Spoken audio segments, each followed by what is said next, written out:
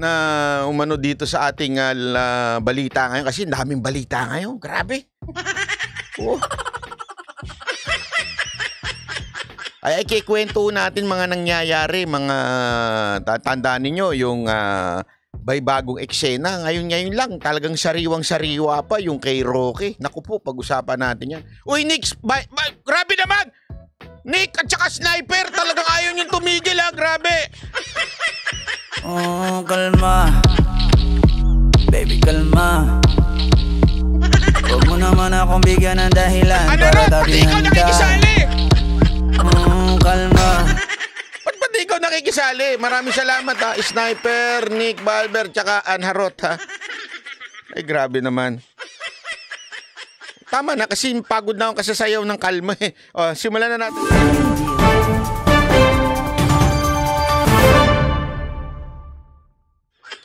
Ayo, magandang araw po sa inyo lahat. Ako po si Banat Bay at ngayon ulit-ulit na intro.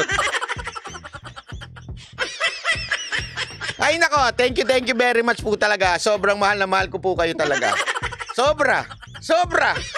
Muntakin mo, hindi di ba Boss Dada? Kanina lang nagbigay tayo doon kay Maharlika eh. Tapos biglang bumalik. Sabi nga, limpak-limpak yung bumabalik eh. Ang bihira, oo. Maraming salamat po sa inyo ha. Thank you. Hindi, ito seryoso. From the bottom of my heart. I really thank you and appreciate everything.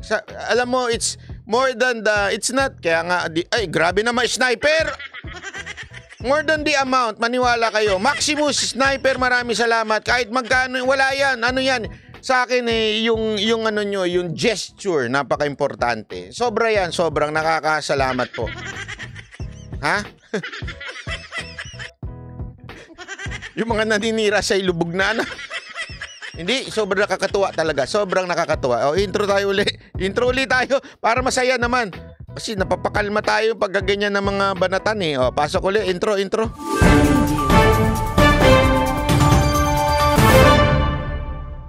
Ay, magandang Nick naman, Balber. Maraming salamat po. Nick Balber ha, ikaw ha. Isa ka pa ha. Thank you po sa inyo. Sa mga kababayan natin sa iba't ibang dako ng mundo. Ano to? Uy, grabe yung bis ni Madam naka-spaghetti. Arianita David Alapris. Maraming salamat po. Thank you. Ayun na, saan na tayo? Ay, Sniper! Grabe ha. Palakpakan talaga natin si Sniper. Oh, kalma. Baby, kalma. Huwag mo naman akong bigyan ng dahilan para tabihan ka. Kalma. Ay, grabe naman. Intro ulit tayo na magkano.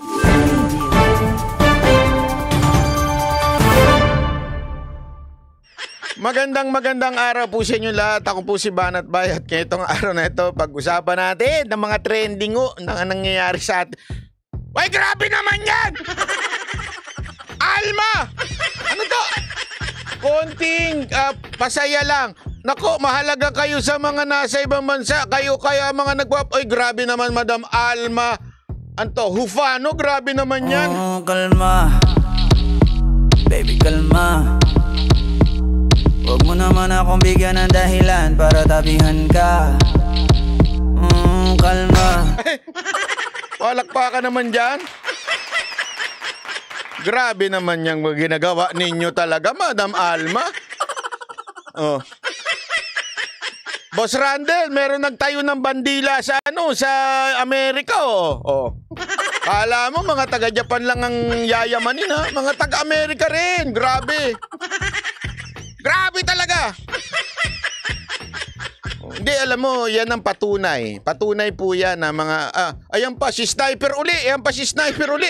Tsaka si Edgar. Grabe ho talaga. Tama na! Oh, kalma. Baby, kalma. Huwag mo naman akong bigyan ng dahilan para tabihan ka. Kalma. Sarap sayawin itong kalma na to ha. Ay nako. Anyway, umpisa na daw. Nagagalit yung iba. Sabi ng iba, sabi mo na. Pagtapos ng live ko na to, payat na ako. Sa kakasayaw ng kalma. Baka sabihin nila, bangag din ta. Intro ulit!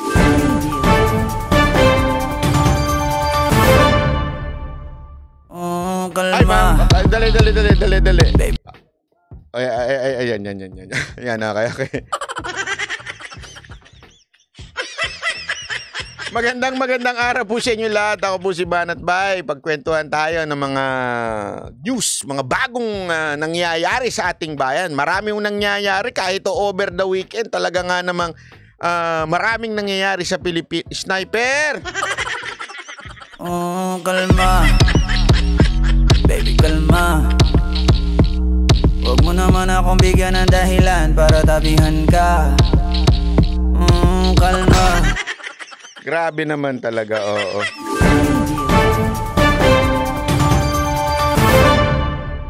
Ayan, seryoso na to. Yan, maraming salamat po sa inyo lahat. Ako po uli si Banat Bay. Simulan na po natin. Thank you sa mga sumusuporta sa atin. Maraming salamat po. Thank you po sa inyo lahat. Lalong-lalo na ho sa mga nakakagulat na revelasyon ngayong araw na to. Tulad ni Sniper. At yung mga paulit-ulit, si Madam Alma din. Ayan, mga bagong na mukha, Sniper. Marami dyan. Ako, ayan pa lahat. Ayan. Grabe naman pula yan. Masyadong pulahan na tayo. Ayan. Maraming salamat po. Mga sir, di ko man kayo maulit, pero alam nyo naman sa puso ko kayo lang ang... Sniper! Aliw na aliw ka sa sayaw ko, Kalma. Baby, kalma. Huwag mo naman akong bigyan ng dahilan para tabihan ka. Kalma. Grabe, Ito na. Siguro... last na yun, siguro yun, Simula na uli natin.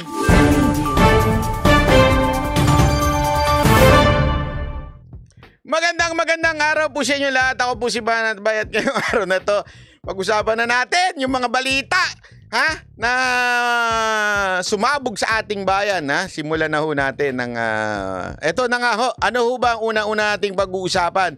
Meron nung kagulat-gulat na isang congressman. Hula ko dito sa congressman na to, matatanggal din to Pantakin mo sabihin niya mas dilaw pa si Marcos sa mga kay Pinoy. Di ba? Sobra, Sniper, maraming salamat. Kalma. Baby, kalma. Huwag mo naman akong bigyan ng dahilan para tabihan ka. Kalma. Ay, thank you very much, So ito nga congressman na to, sabi ba naman, mas dilaw pa daw ito si Marcos kesa kay Pinoy. Ganon niya katinding sinasabi. Mas dilawan pa daw si Marcos. Alam mo, nung napanood ko yon, nagulat ako. Nalaglag ako sa upuan ko kasi alam nyo naman, itong mga congressman, di ba? Kulang na lang talaga mag-alay ng bulaklak kay Romualdez. Hindi, totoo yun.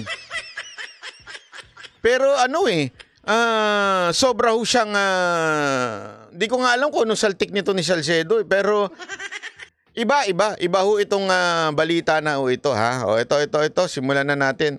VH3NZ TV, maraming salamat po, thank you. Ito na. Ito, simulan natin. Ito, pasok. Sandali, baka wala naman na yan, Hindi, para sigurado lang. Maraming salamat Sniper thank you. Tinawag na dilawan ng isang kongresista si Pangulong Bongbong Marcos at inihambing pa kay dating Pangulong Noynoy Aquino. Alamin natin kung bakit niya nasabi ito sa report ni MJ Mondehar.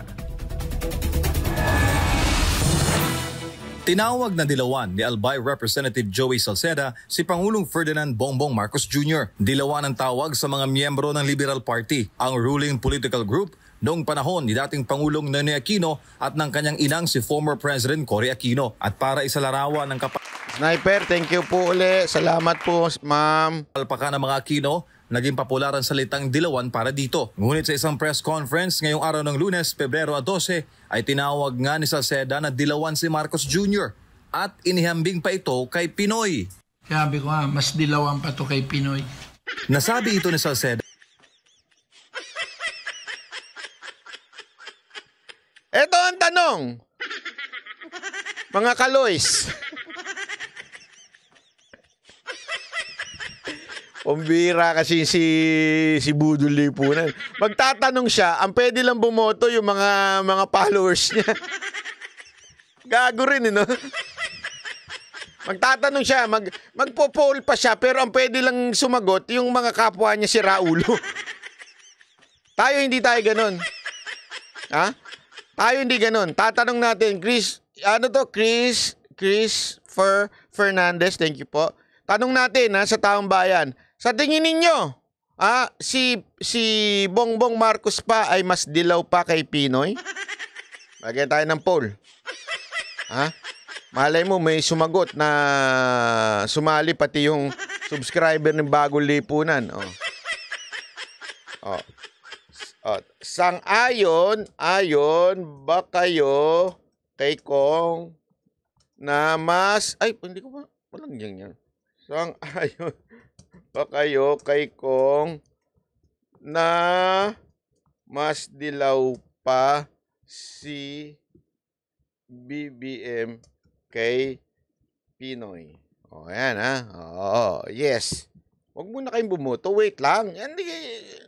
Dito kayo bumoto. Ayan, kahit hindi kayo subscriber, pwede kayong bumoto dito.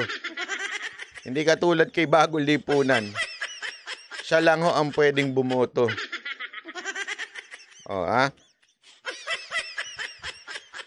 Pero ako, meron akong tanong mamaya, mas matindi. Sa tingin nyo ba matatanggal to sa Congress? Ito. Habang pinapaliwanag kung bakit ingat na ingat si Pangulong Marcos Jr. na magkomento sa panukalang amyendahan Oliboy, ang 1987 Constitution. salamat Ito'y lalo po. pat bunga ang saligang batas ng 1986 People Power na siyang nagpatalsik sa kanyang ama sa pwesto, ang dating Pangulong Ferdinand E. Marcos Sr.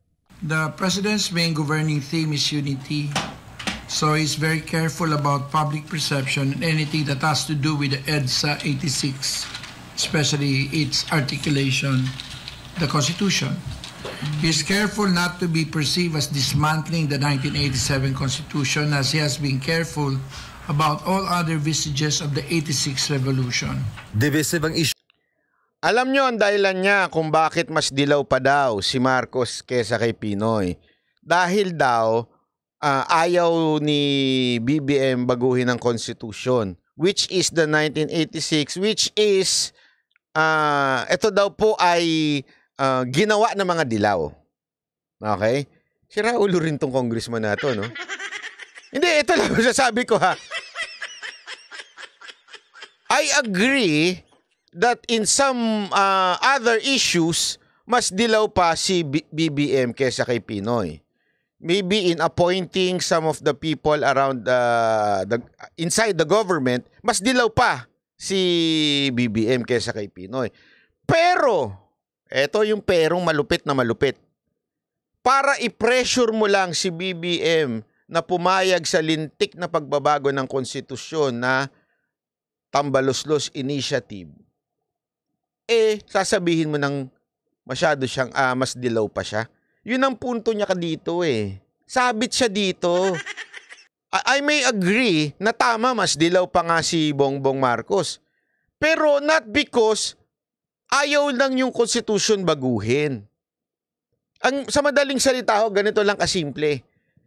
Pinipressure niya si Marcos na sumang-ayon sa kanila. Kung hindi, dilaw ka. Blackmailer siya. Etong congressman na to, blackmailer din ng no? Di ba?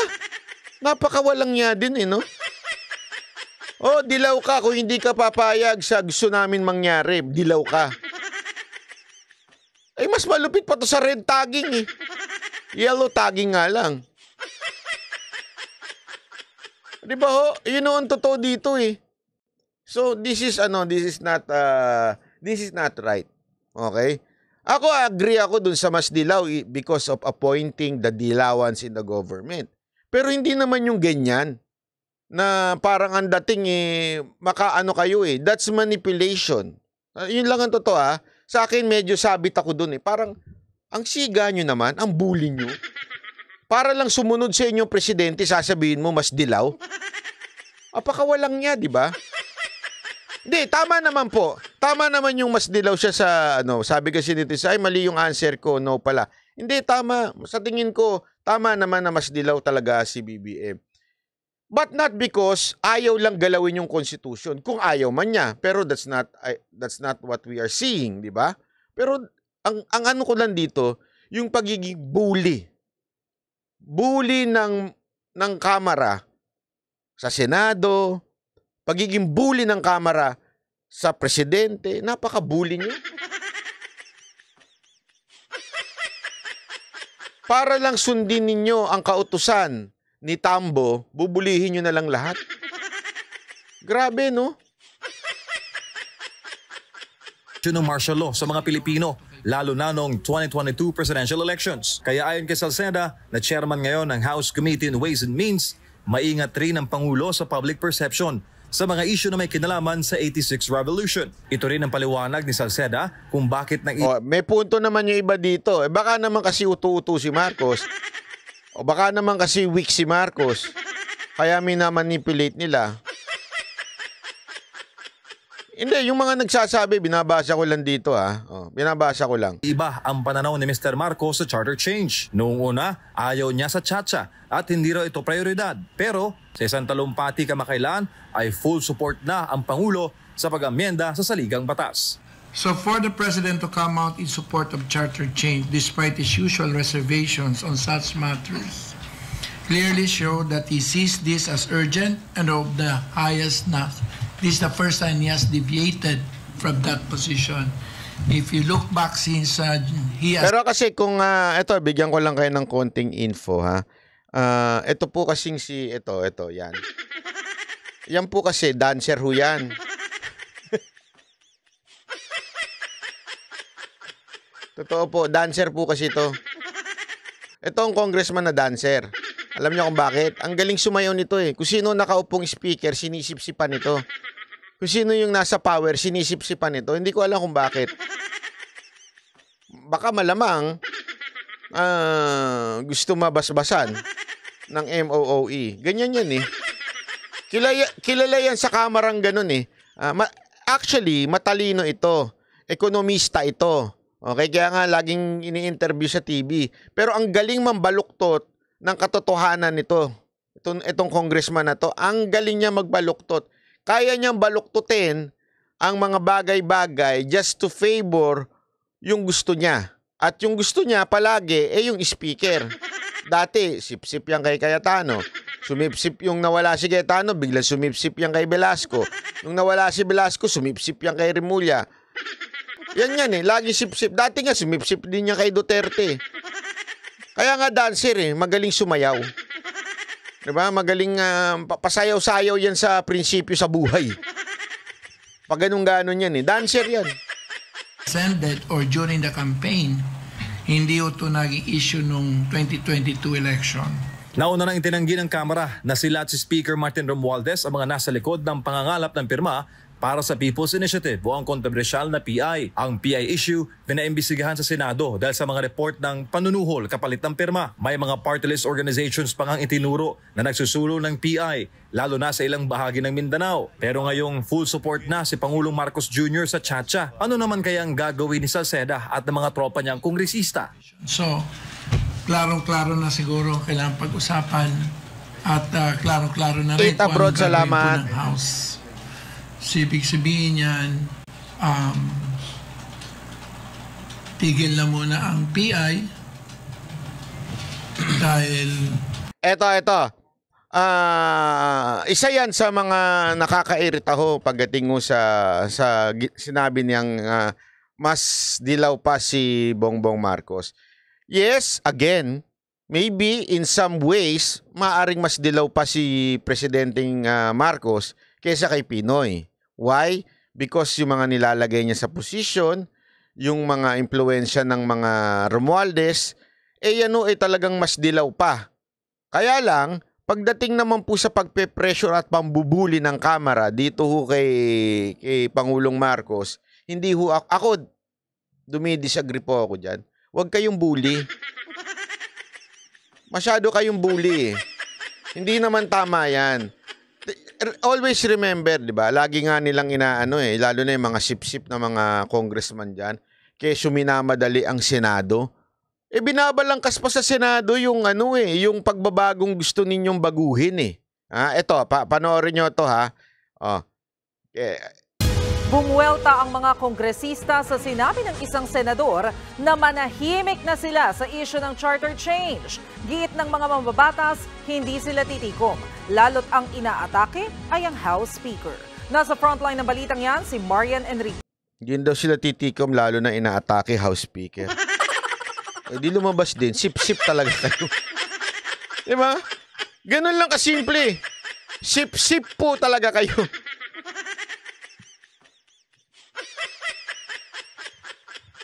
Ewan ko Kamara, hindi ho ba kayo nahihiya sa ginagawa ninyong yan? Yung mga sinasabi ninyo, kahiya-hiya yan . Hindi ho ba kayo nasasabihan ng mga asawa ninyo, ng mga pamilya ninyo? Bakit ka sip-sip, Nay? Tay, Nay, ba't sip-sip ka masyado kay Romualdez? Sabi naman ng congressman, anak, yung kinakain mo, tandaan mo, galing sa kanya yan. Ay, shut up ka na lang dyan. Shut up ka, ha? Sige, tanggalin ko lahat ng cellphone mo. Tanggalin ko lahat ng kapritsyohan mo sa buhay. Siyempre, yung anak naman nila. Ganun ba? Di mo naman sinilinaw. Sige na, sip ka na. Para tuloy-tuloy yung kapritsyohan natin sa buhay.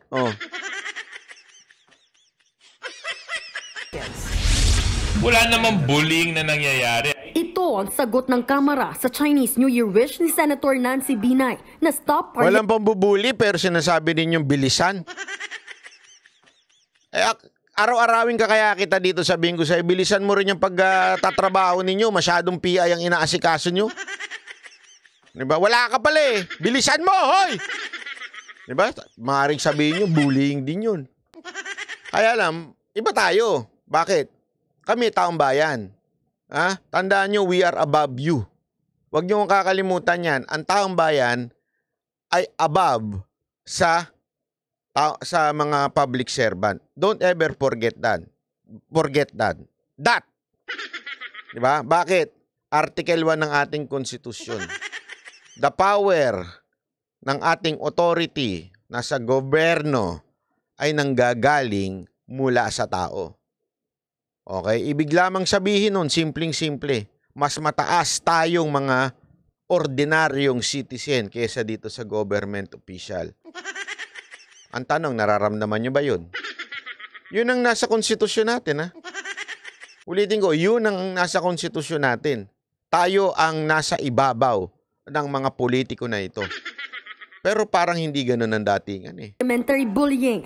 Sa isang radio interview, sinabi ni Binay na hindi dapat mawalan ng pag-asa. Hindi rin daw masamang mangarap na sana pagpasok nila ngayong araw ay mananahimik na ang Kamara. Ang Chinese New Year wish ng Senadora, tinapatan ng Valentine's wish ni House Deputy Speaker J.J. Suarez. Ako naman, ang Valentine's wish ko para kay Senator Nancy ay sana let love rule. Wow. Yes. Diba? So, kung let love rule, mahalin natin yung bansang Pilipinas, bilisan nila yung pagpapapasa ng RBH 6 para magawa na namin sa House yung trabaho natin. Rowena Nojiri, maraming salamat. Kita nyo yung logic nitong congressman na to? Sabit Let love rule.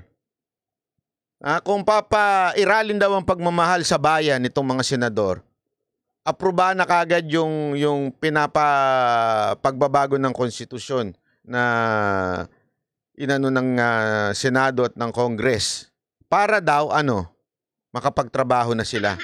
Gunggong ka ba, sir? Hindi ka makapagtrabaho nang hindi binabago konstitusyon? Ako nagtatanong lang, sir, ha? Kailangan mo ba talagang baguhin ang konstitusyon para makapagtrabaho kayo? Hindi ba kayo pwede magtrabaho ng walang pagbabago sa konstitusyon?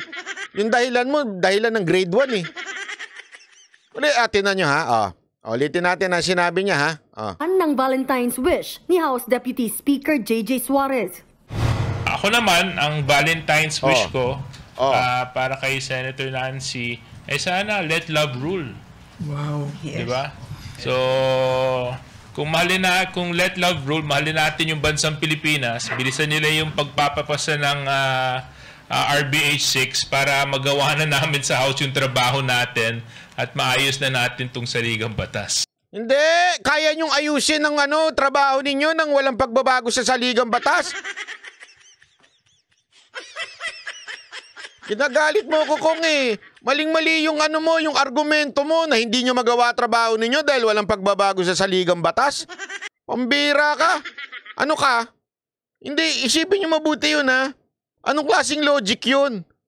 Hindi nila magawa trabaho nila dahil di mabagong batas? Ano ka pala? Dapat ka mag-resign. Kasi ang dami nang nauna sa'yo na nagawa naman nila yung trabaho nila without changing the Constitution.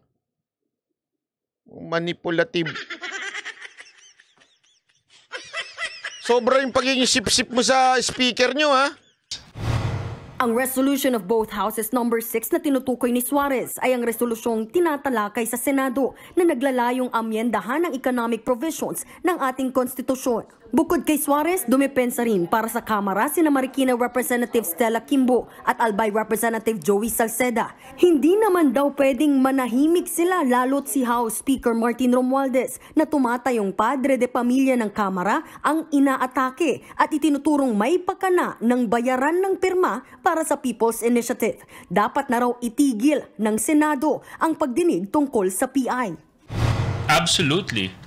I followed the hearings for the two hearings that they've had, and wala po silang napatunayan na merong nakatanggap ng pera o di umano sa kapalit ng kanilang pirma. It's starting to look like a witch hunt, and of course, it's not helping the interparliamentary relations between the Senate and the House of Representatives.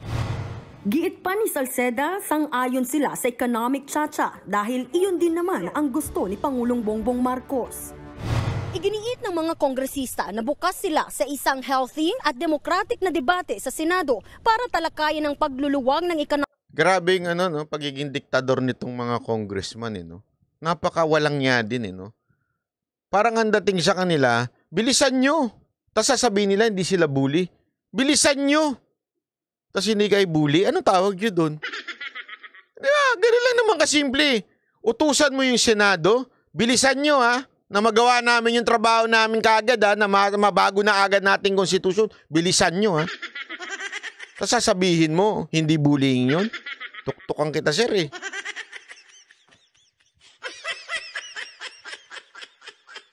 Hindi, yung totoo.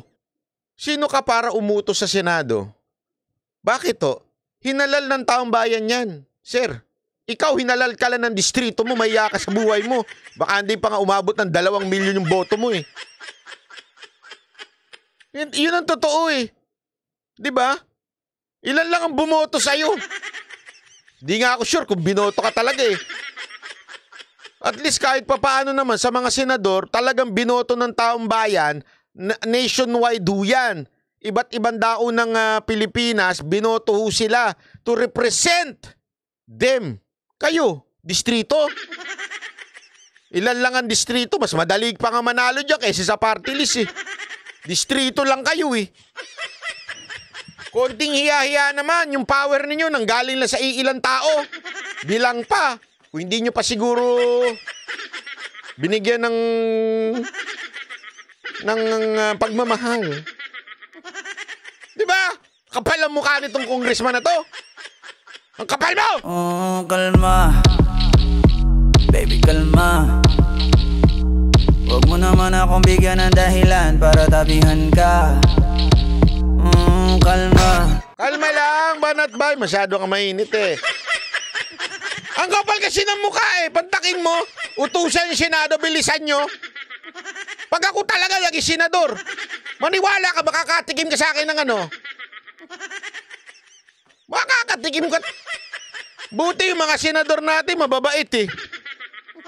Hindi talaga, buti yung mga senador natin. Sniper, pag nandiyan si sniper, parang, alam mo, malapit talaga sa puso ko mga taga-Japan. Sniper, ha? Mukhang, masyado mo akong, binibilog ngayon, ha? Baka mamaya, talagang bukas sa bukas, puntahan kita dyan. Hindi, totoo naman di ba? Nakakairita eh. Nakakairita lang yung ganyan. Sino ka? Bakit to ba? Okay, bakit to? Okay, eto lang gusto ko lang ipakita. Gusto ko lang ipakita. Tinatagalan ba talaga ng Senado? Yun ang tanong eh. Hindi eh. Eto ho, pakinggan nyo Nanindigan ng ilang legal experts sa Senado na hindi pa napapanahon ang pag-amyenda ng economic provisions ng konstitusyon. Hindi raw ang saligang batas ang problema, kaya inaayawan tayo ng foreign investors. Nasa frontline ng balitang yan, si Mean Los Baños. Kailangan pa ba ng charter change para lang sabihin bukas ang ating bansa sa mga dayuhang negosyante at para lumago ang ating ekonomiya? Yan ang tanong ng ilang senador sa pagpapatuloy ng pagdinig ng Senado sa Resolution of Both Houses No. 6 o RBH 6 na Eto, okay? Eto ho ang ginagawa ng Senado. Pinag-uusapan pa po nila, ano ba dapat? Talaga bang kailangan baguhin? Dapat ganyan. Kainyo, inutos lang sa inyo ng amo nyo.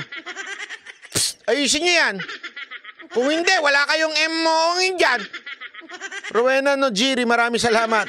Hindi, di ba ho? Hindi ho ba kayo Kasi ganito yan, ipapaliwanag ko sa inyo. Kasi ang dami nagsa-question dyan, sabi nila, bakit si Duterte rin? Noong panahon nila, gusto naman niya, ba't di nyo naman napatupad? Bla bla bla bla bla bla.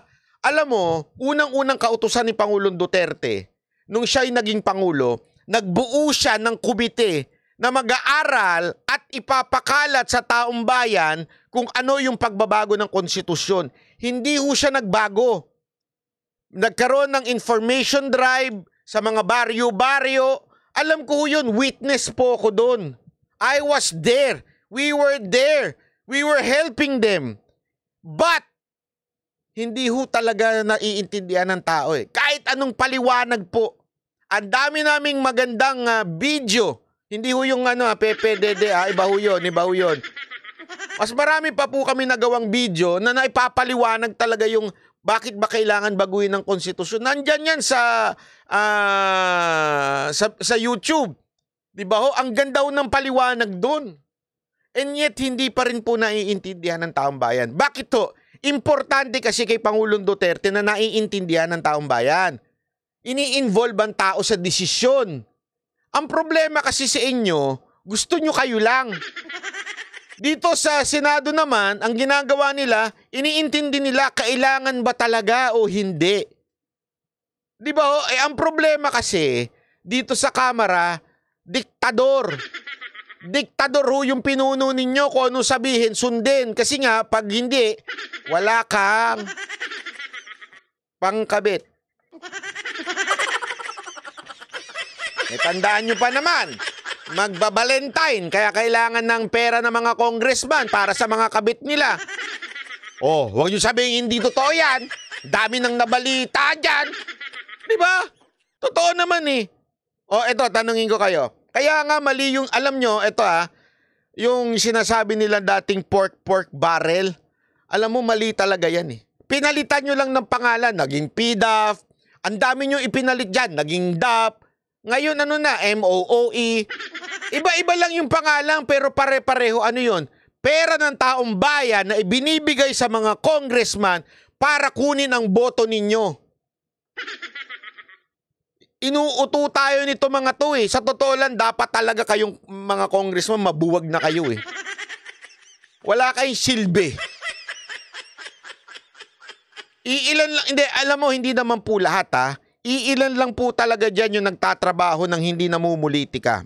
Marami ho dyan, marami ako napapanood na mga hearing na hindi naman namumulitika sila. Pero ito mga bataan ni Tambo, talaga naman, grabe ho, may pagka-diktador. Dinaig nyo pa si yung dating presidente. Oh, sino yun? Bahala kayo.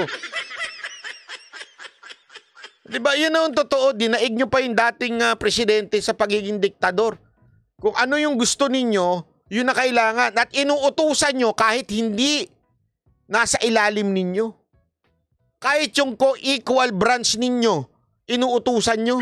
Mahiya naman kayo, nagtatrabaho itong mga senador, oh. Tutukoy sa pag-amyenda sa ilang economic provisions ng 1987 Constitution. Would amending the public utilities provision in our Constitution open the economy or open a can of worms? Giit ni Senator Grace Poe na isa sa mga nagsulong ng pagpasa ng pag-amyenda sa Public Services Act o PSA, pinapayagan naman na sa bansa ang pagmamay-ari ng mga dayuhan sa ilang public utilities, gaya na lang ng telecommunication companies, airports, railways at expressways. Pero maingat daw ang PSA na huwag buksan ang foreign ownership sa ilang public utilities na makakaapekto sa seguridad ng Pilipinas. Halimbawa na lang ang mga seaport o mga pantalan. First line of defense natin ang seaports laban sa smuggling, piracy at sa kahit anong banta at seguridad sa ating teritoryo.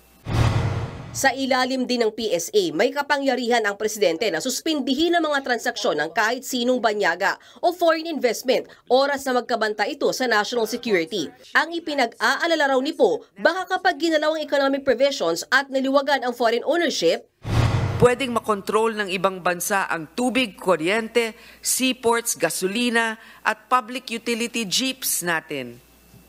Handa ba tayo dito? Kaya ba natin makipagkompetensya sila?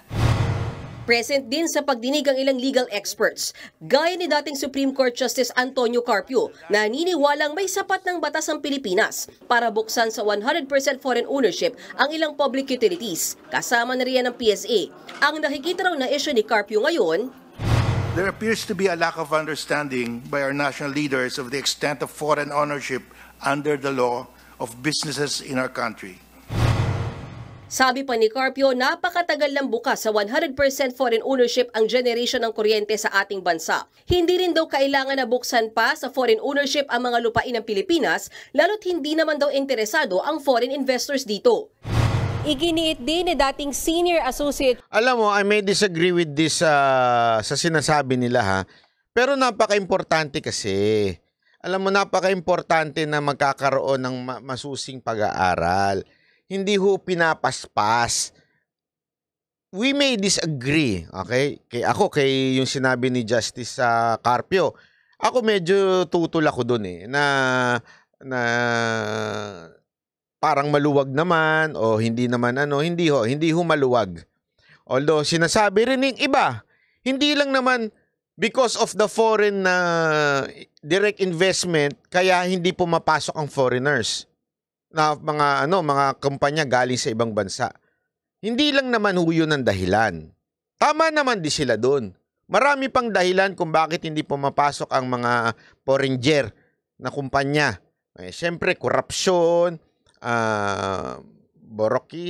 burokrasya, yung pahirapan kumuha ng permit, para makakuha ka ng permit, para bumilis ang permit sa mga local government, kailangan may padulas. Alam naman po natin yan.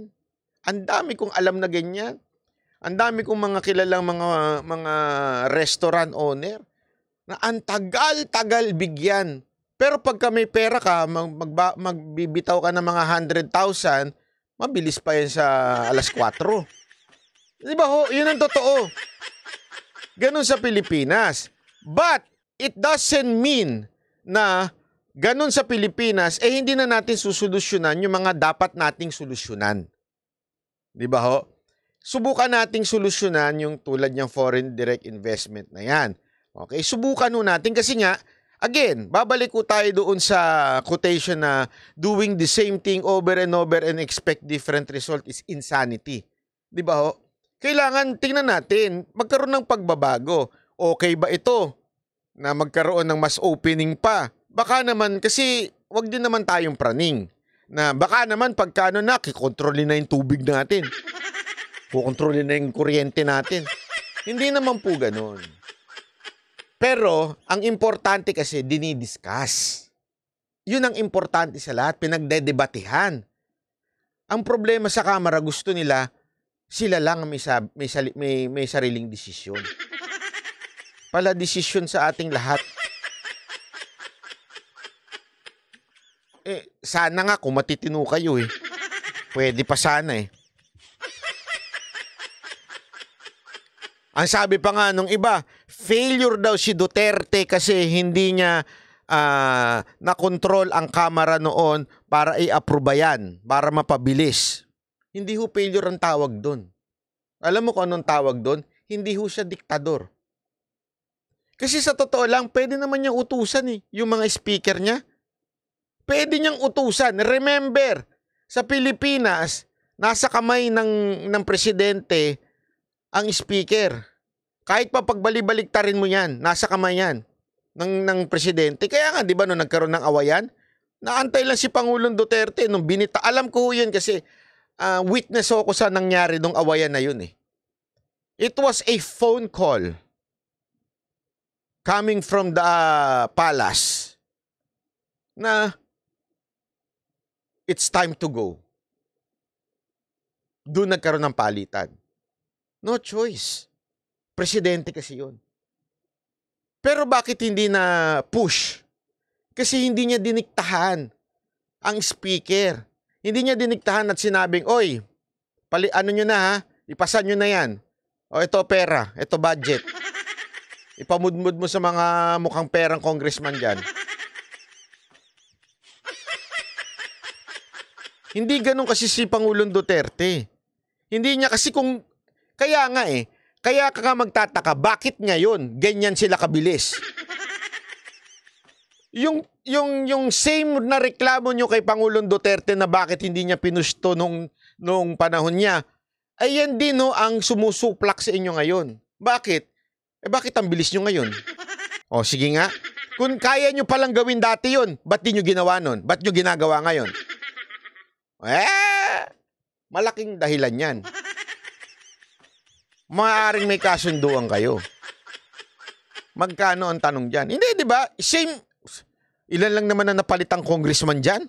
Paikot-ikot lang kayo. Asawa, kapatid, yung tatay. O, pagkatapos yung asawa, yung kapatid, yung kabit ba na? Hindi man nananalo yung kabit, ano? Hindi. Paikot-ikot lang kayo. Ibig sabihin, the same people, ba't di nyo pinush nun?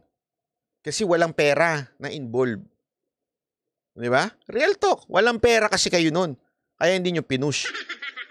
Ngayon, may pera. Ang bilis nyo sa alas 5. At binubuli nyo talaga yung mga kalaban, yung mga kumukontra sa PI.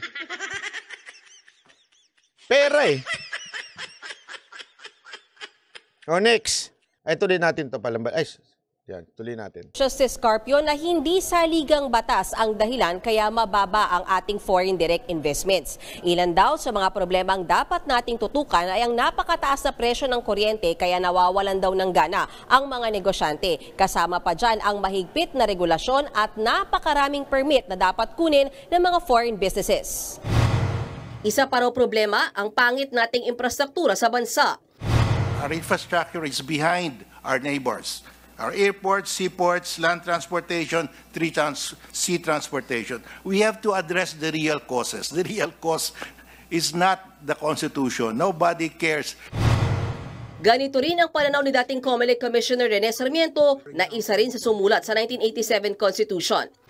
Revising the economic provisions will not be the Midas touch that will unlock the economic prospects and promise of the Philippines.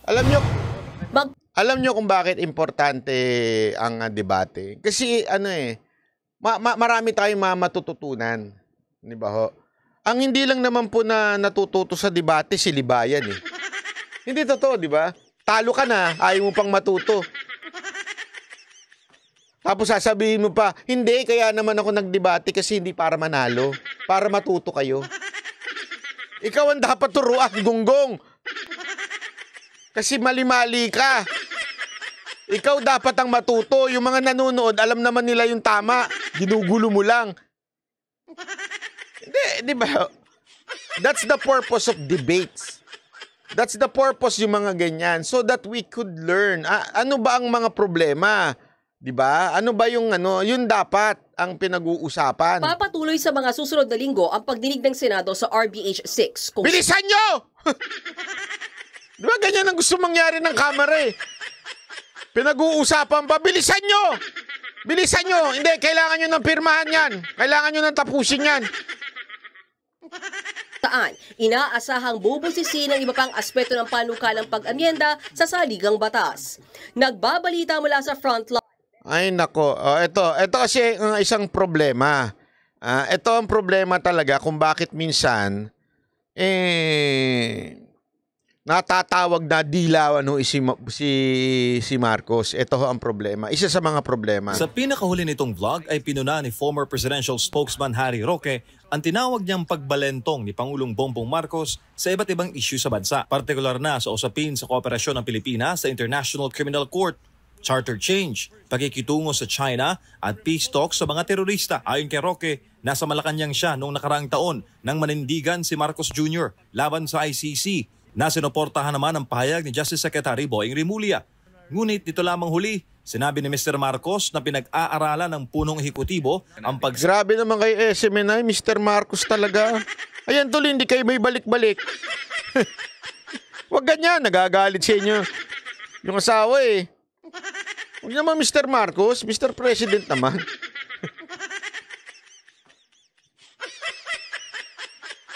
Tali uli ng Pilipinas sa ICC.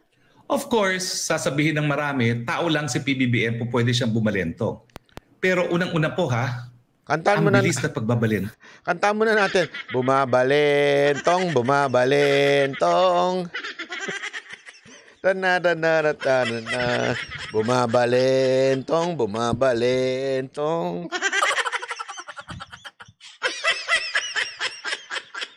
Ayo talaga. Tuloy! Sa ICC, sa 7 buwan, nakabalentong siya 2 beses. Walang jurisdiction, pag-aaralan ng ICC, sinabi ni Rimulya, huhulihin pag pumasok, tapos papapasukin at magko-cooperate, tapos ngayon, hindi na naman magko-cooperate. Crucial ang issue ng ICC dahil pinaaresto nito si dating Pangulong Rodrigo Duterte dahil sa drug war. Si Duterte ang natatanging presidente ng Pilipinas na lubhang mataas ang trust and approval rating sa pagbaba nito sa pwesto. Palatandaan ng suporta ng mayurya ng taong bayan. Pinuna rin ni Attorney Roque ang pabago-bagong pahayag ng presidente sa charter change o Chacha na noong una ay si Marcos Jr. mismo ang nagpahayag na hindi ito prioridad. Sa charter change, 1 taon. Pwede ba naman yung you're both against, not a priority, and now it is a priority. 1 taon lang po ang nakalipas. Nakakahilo rin, Ani Roque, ang peace negotiations ng gobyerno sa mga kalaban ng Estado. November 2023 na magkaroon ng kasunduan ang Communist Party of the Philippines at National Democratic Front sa Philippine government sa Oslo, Norway para ihinto na ang armed conflict sa bansa. Pero pagkatapos noon ay sunod-sunod na ang mga pag-atake at paghahasik ng lagim ng NPA. At sa CPP-NPA, 6 na buwan lang. Ang nakalipas, bumalentong na. Mantakin ninyo. Isang teroristang grupo na binansagan nating terorista, makikipag-peace talks tayo. Hello! Oy, ganun talaga. Anong hello? Hello, yes? How are you? Mushi-mushi? Ganun talaga po. Ganun na sa Pilipinas ngayon eh. Nakikipag-peace talk tayo sa terorista at yung hindi terorista, ginagawa nating terorista. Diba? Ganun lang kasimple ang Pilipinas ngayon. Yung mga terorista, buong mundo terorista tawag sa kanila, nakikipag-usap tayo. Pero yung oposisyon na kongresista, ginagawa natin terorista. Only in the Philippines.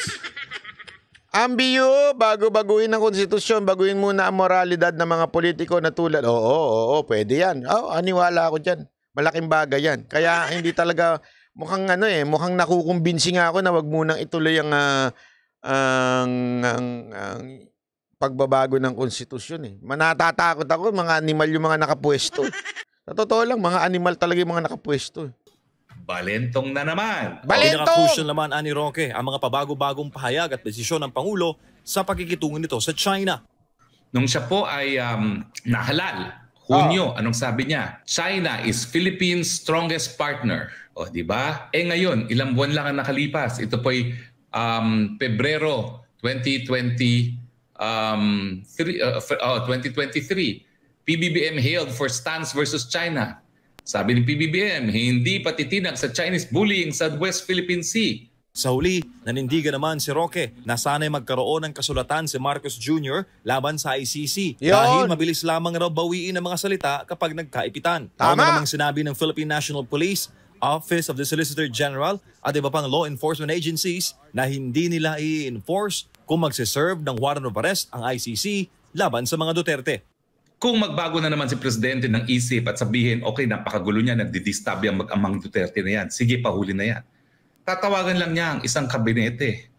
Yung kabinete, tatawagan ang mataas na opisyalis ng PNP, arestuhin na yan. Para sa Diyos at sa Pilipinas, kung mahal. MJ Mondeha, SM9 News. Alam mo, sa totoo lang, may punto si Roque doon. Kaya sabay-sabay tayong kumanta ng bumabalentong, bumabalentong. Hoy, sabayan nyo naman ako sa pagkanta. Ulit. Sabay-sabay tayo, ha. Bumabalentong, bumabalentong. Hindi naman kayo sumasabay. Niloloko nyo ako, eh. Sabay-sabay tayo. Pambira kayo.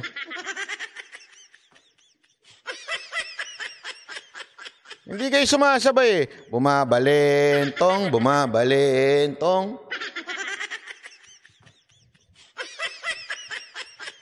Yan, sasama kayo. Hindi naman pwedeng ako lang kumakanta. Ang bira, oh. Hindi, pero alam mo, sa totoo lang, ha, dahil sa mga pinagsasabi nito ni Roque, nadali yung asawa niya. Anong nadali, banat bay? Nadali yung asawa ni Roque, hindi niyo ba alam? Oh, ayan, nadali. Oh. Roque's wife replace as Pag-ibig executive. Naku po, patay tayo dyan. Nadali ka, Roque, nadali ka. Masyado ka daw madaldal kasi. Oh, ayan, sabi, ayan. President Marcos has appointed Maria Lourdes Doria Velardes, acting member of the Board of Trustees of the Home Development Fund, representing the private employer sector, said the palace in statement. Oh, ayan. Etong si Doria Velarde replaces Myla R. Roque, the wife of the former president spokesman Harry Roque. Chugi. Oh. Nachugi kayo. Naku, yari tayo. Sabay-sabay! Bumabalentong, bumabalentong. Wala. Ngayon, dahil sa sinabi ni Roque na andaldal kasi nito ni Roque, ayan, siya ang bumalentong. Yung ano niya, asawa niya ngayon ang bumalentong. Oh, sabi nung Ninorin, personalan. Ngayon lang ba natin nakita yan? Nakita nga natin sa isang general sa PNP yan, eh. Porque taga Davao, tinanggalan ng appointment. Oh. Di ba? Hindi lang mo natin first time nakita yan. Oh. Si Atty. Trixie, porket pumunta ng Davao. Alam niyo ba na yun ang dahilan kung bakit siya tinanggal? Ay, hindi nyo alam? Nakwento na ba sa inyo ito? Andali. Baka mamaya ako lang ang nagkwento. Basta sinabi sa akin ni Atty. Trixie yun. Daldal mo, banat bay!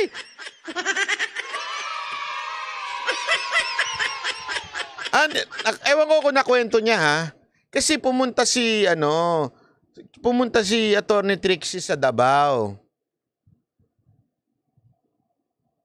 Tapos, after no, nakatanggap na siya ng tawag at saka ng pagtanggal. Kasi malapit nga nakita nila. Ang hindi nila alam, pumunta si... Ang daldal mo, banat mo? Hindi, dali lang ha, siguraduhin ko lang muna. Mga moderator, naikwento ba ni Atty. Trixie ito sa interview o hindi? Kasi baka mamaya hindi niya pa naikwento, baka sabihin naman niya, ako lang ang nagsabi. Mga moderator natin dyan, baka naman narinig nyo. Kasi bago ko i-chismis ang lahat-lahat, itatanungin ko na. Hindi ata nakwento. Ang bira. O di wag ko na rin kwento. Hindi ko nakikwento. O basta yun, alam nyo na. Pumunta kasi siya Davao para makipag-usap lang kay Pangulong Duterte in some matters with regarding to sa kanyang confirmation bilang sekretary. Okay? Yung Malacanang na praning, tinanggal siya tapos ini-road tag siya. Ano ibig sabihin nun? Dalawa nga ang ibig sabihin ng road tag eh. Rodrigo Roa Duterte at saka Attorney Rodriguez, doon dating ES. Yun ang ibig sabihin ng road tag. Ibig sabihin, idinikit siya kay Pangulong Duterte, idinikit siya kay Attorney Vic Rodriguez, ayun, natanggal siya. Of course, sinabi niya, hindi niya ba naikwento yan? Ay, sorry ha. Sorry naman. Attorney Trixie, sorry, daldal ng bibig ko, pasmado ako eh. Kinuwento mo naman kasi sa akin eh. Hindi, alam naman, hindi ako mapigilan minsan. Sinulsulan daw ni tarantadong Pinoy si Ma'am Shi. Ambiyo, maraming salamat. Mali kasi si Roque. Dapat. Hindi kasi sinulsulan daw ni tarantadong Pinoy. Etong si Ma'am Shi. Sinabi, kita mo na. Si Attorney Trixie, dikit talaga yan kay Pangulong Duterte. Si Duterte talaga ang pinaka-boss niyan. Kaya mag-ingat kayo dyan. Kung ako sa inyo, tanggalin yan. Ayun, sinibak. Hindi niya naikwento yan? Hindi niya naikwento yan? Binabawi ko na ha. Binabawi ko na yung kwento ko. Okay? Para malinaw, binabawi ko yung kwento ko ha. Hindi totoo yung kinwento ko. Ayan ha, dinideny ko yung kinwento ko.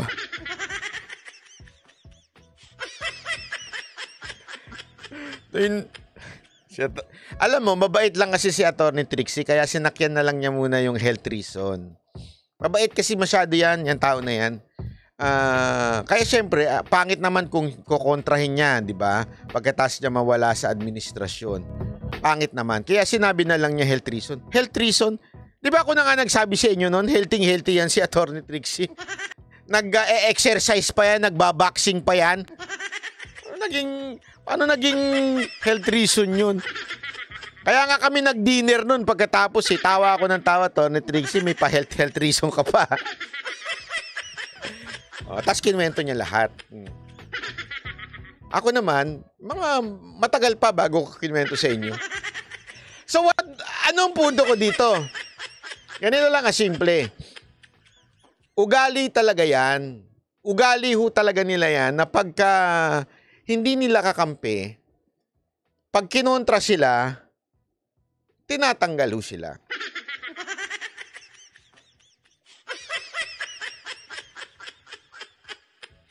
Pero alam mo, ito lang masasabi ko sa inyo. Dali, iniisip ko kung sabihin ko to eh.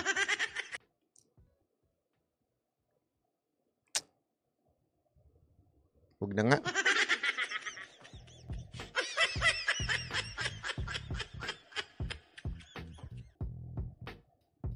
Dali, nag-iisip lang ako kung sasabihin ko.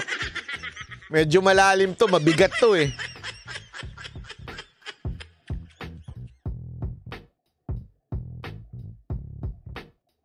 Ito na lang, sisimplehan ko na lang. Okay, sisimplehan na lang natin.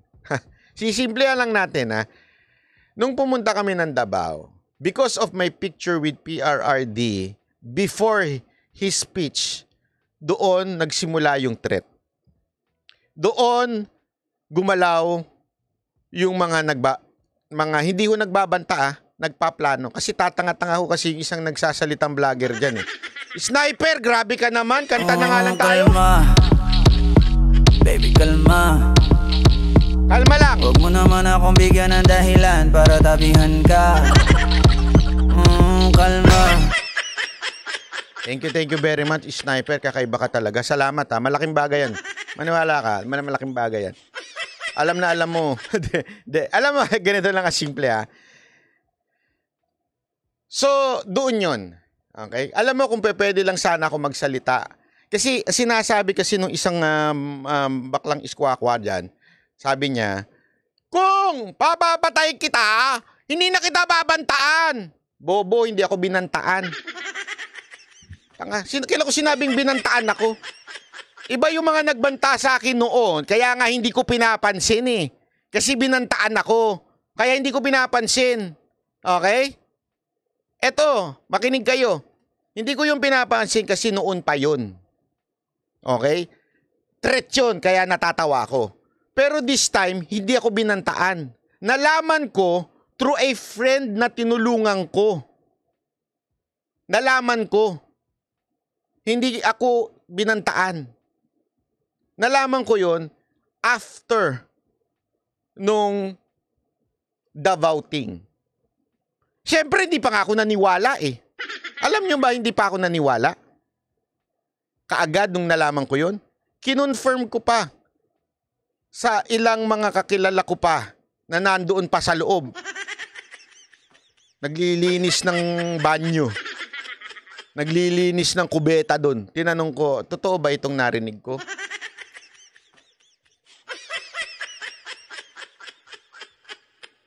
Oo, walang biro. Totoo. Alam mo, ito lang sinabi nila talagang, oo. Personally. Hindi ito balita, personal, narinig ko, usapan. Ganun. At hindi yung binanta It's because of my Davao thing. Akala kasi daw nila, kasama ako sa pagpaplano ni PRRD. Hindi po, chismosa lang ako. Hindi po ako kasama sa pagpaplano. Chismoso lang ako, nakikichismis lang ako kay PRRD. Nakikinig lang ako sa kanya. Hindi po ako kasama sa plano. Ano naman ako? Sino ba ako para magsama sa plano? Hindi, totoo naman. Sino ba ako para isama ako sa plano? Di ba ho? Sa katunayan, marami ho na pag-utusan. Eto, recently ko lang nalaman, last week ko lang nalaman. Through another uniform personnel na natulungan din natin nung nakaraang administrasyon na pinag-uusapan ako ng isang politiko.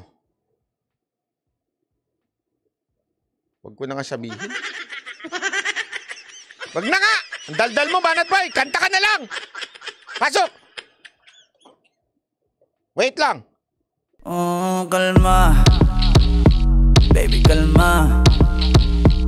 Huwag mo naman akong bigyan ng dahilan para tabihan ka. Kalma. O, hindi ako binabanta na. Huwag ka tatanga-tanga. Narinig ko ho, sinabi. Nakakabitin naman. Hindi, meron isang uniform personnel, kinuwento sa akin, natulungan din natin yon. Pinag-uusapan ako ng isang politiko sa Cebu. Pinagpaplanuhan ako. Ayaw niya nga sabihin ko sino yon kasi nandun siya sa ilalim na yun. Nandun ka siya nagtatrabaho. Sniper, maraming salamat. So sabi ko, ito yung mga bagay na hindi threat to Hindi ho ito nag-threat na, hoy, Banat Bay, may gagawin kami sa'yo. Hindi ganun. Naririnig ko. Alam mo, dito ko nga masasabi sa inyo na napakabuti rin ayoko maging religious kasi alam mo naman yung mga pumupuna-puna sa atin dyan na keso, pa-religious. Hindi. Pero ako naniniwala kasi ako sa divine divine basta, yung ng Lord Alam mo, ganito lang asimple. Yung mga taong napag-alaman ko, mga noon ko pa natulungan yun. And wala naman ako, pag tumulong naman ako, tulong lang, sige lang, okay. Kung may matutulong naman ako, sino ba sa atin ang hindi tutulong kung may matutulong naman kayo, di ba? So tumulong ka lang, without kapalit. Tapos hindi mo pa, alam mo yun, yung pala, kaya pinalapit sa iyo ng Diyos yun, it's because sila yung magsasabi sa iyo in the future para alerto ka. Naintindihan niyo ibig sabihin? Without them saying, abay, malamang nag-relax lang ako. Tama, mali. O dahil nga sa may mga kahit pa paano, nag-iingat ako. Hindi na ako masyadong nagpipishbol sa kanto. Hindi na ako maglalakwa-kalakwatsa. Yun lang. Sinabi ko lang naman po yun. Kasi nga, dahil nga, bakit ko sinasabi ho yan? Kasi nga ho, talagang may pagka-praning ho. Maniwala ko kayo sa akin, praning. Alam nyo, kung makikwento ko lang sa inyo talaga yung, eto, detalyado, alam ko eh. Yung galawan, ay grabe detalya. Ayoko lang magsalita kasi una-una, hindi ko naman may puprove sa inyo. Anong tawag sa akin? Chismoso lang. Diba? Ayoko nang ganun. Ayoko nagiging Maharlika style eh. Yung, sabi ni puting ahas, ganto, papapatay ako 10 million. Ganto. Wala akong ganun eh. Wala akong ganun. Kung hindi ko kayang patunayan sa inyo, hindi ko na lang sasabihin. Mabuti pang tumahimik na lang ako. Pero at least, binigyan ko kayo ng hint. Kasi yun ang advice sa akin ng isang abogado. Yun ang totoo. Pinag-isipan ko yan bago ko gawin yung video. Pinag-isipan ko na mabuti yan. At tinanong ko sa mga abogado. At ang sagot nila lahat sa akin, gumawa ka na ng video. At ilabas mo. Huwag ka lang magpangalan. Baka madali ka. Okay? Tapos, gumawa ka uli ng video. Ano naman yung video na yun? Dun pangalanan mo. Pero ibigay mo lang sa mga katiwala mong tao. Para pag may nangyari sa'yo, ibig sabihin, yun na yung tigok na ako, pwede na nila ilabas yung video. Ginawa ko naman yun. Kaya ikaw na nagpaplano sa akin, may video ka na sa akin. At ipi-play yun pag nawala ako sa mundon to. Yun ang totoo. Yun ang kabilin-bilinan ko. I-play yan kasi doon detalyado yun. Detalyado kong ibinigay yung lahat ng nangyari. Diba? Yun lang sa akin. No? Anyway, next topic tayo. Okay. Saan na ba yun? Ito. Wag naman yan. Talagang isusunod mo pa yan. Sige na nga, sunod na natin. Robista, maraming salamat. Pang Peaceboard, sir, ingat dyan. Salamat po, Pasado na sa Komite ng Kamara ang panukalang batas na layong ipagbawal ang Philippine... sorry Ma'am Deka, nakita ko po, binasa ko po yung message niyo. Hindi lang ako nakaka-reply po. Salamat po. Nag-iingat po ako sa reply, hindi ako kagad nagre-reply. Offshore gaming operators o POGO sa bansa. Nasa frontline ng balitang yan si Marian Enriquez. Mahigit 4,000 ang biktima sa bansa ng mga krimeng may kinalaman sa Philippine Offshore Gaming Operators o POGO sa unang 6 na buwan ng 2023. Nakababahala yan ayon kay Cagayan de Oro 2nd District Representative Rufus Rodriguez. It's about time we put a stop to this and make our country a country that values human freedom, the rights of women, and then protect our country from China. Inaprubahan din kanina ng House Committee on Games and Amusements ang resolusyong nag-uudyok sa Philippine Amusements and Gaming Corporation o PAGCOR na ipagbawal ang POGO. Ayon kay PAGCOR Chairman Alejandro Tenco, mas naghigpit naman na sila sa mga kumpanya ng POGO. Nagsagawa pa raw sila ng cleansing kamakailan mula sa 300 POGO noong 2019. Itong PAGCOR, anong cleansing? Hindi cleansing ang kailangan dyan, tanggalin. Pero sa bagay, may punto rin naman sila. Wala naman sila magagawa kung nasa batas pa yan. I mean, kung legal pa yung POGO, wala talaga. Hanggang cleansing lang. Pero natatawa lang kasi ako doon sa cleansing. Di ba? Na kumikita ng 7 bilyong piso sa license fees, bumaba na ito sa 75 na kumikita ng 5.2 billion pesos. Bukod dyan, pinalitan na rin ang pangalan ng POGO sa Internet Gaming Licensing o IGL. Masyado na pong negative yung dating ng POGO. As we were cleansing the... Sana binasbasa ninyo ng ng holy water. Bawat inchik na pumapasok dito. Hindi, alam mo... Hindi.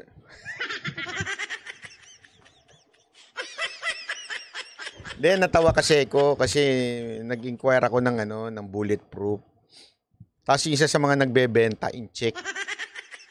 Tapos syempre tinatanong ko na, kinuha ko yung papel, tinadla ko sa Alam mo, legal lahat yung papel niya. Nagtaka ako nagtaka ako. May lisensya pa siya. Pero hindi talaga siya makapagsalita. As in talaga, pure na in-check. Tapos, alam mo yon, sabi ko, bago pa yung sasakyan niya, bagong bulletproof, binibenta niya ng murang-mura. Hindi, compare sa presyo, kasi ang presyo nun, mga 12 to 13 million. Pero yung kanya, binibenta niya ng 9 million. Kaya medyo tumaas yung kilay ko. Sabi ko, ba't ganito kamura ito? Hindi, mahal, pero mas mura dun sa talagang bentahan. Okay? Nung bigla akong naano, sabi ko, ba't ganito to? Hanggang sinilip ko, hanggang tinatanong ko na siya kung ano yung trabaho niya, hindi na siya makasagot. Hindi ho isa ang nakausap kong ganun. Na puro nagbebenta ha, ng bulletproof na sasakyan. Bakit? Kasi nga, ang kwento sa akin nung isa sa pulis na nakausap ko, sila talaga yung umu-order ng ganyan. Kasi nga, mga delikado buhay niyan. Kasi, di ba, alam, sila yung may mga daladalang pera, illegal na transaction. Kaya kailangan nila ng bulletproof. Tapos, mabilisan lang nilang binibenta para hindi sila ma-identify kung anong sasakyan. Palit-palit. Kikita sila ng... Kasi nga, illegal yung mga negosyo. So, kikita ng bebenta na naman. Ganun sila. Sabi ko, wow. Sana all. Mapapaganong ka eh. Di ba? Bakit? Paano nangyari yun? Ibig sabihin, talagang marami hong gumagawang illegal dito sa Pilipinas na mga ganyan. Rules and regulations and also the licenses, pati po pangalan pinalitan. Okay. Ang pagbuwag sa Pogo, suportado ng ibang ahensya ng gobyerno gaya ng DILG, DICT, NEDA, AMLAC, NBI at BIR. Ngayong lusot na sa komite ng Kamara ang Pogo ban, sunod naman itong sasalang sa debate sa plenaryo. Yan ang problema. Kasi, eto ay dito sa komite, kasi ganyan dyan eh, komite muna, lusot na sa komite. Ang problema, plenary lahat. Di ba? Doon na sa plenary, doon sa malaki. Okay?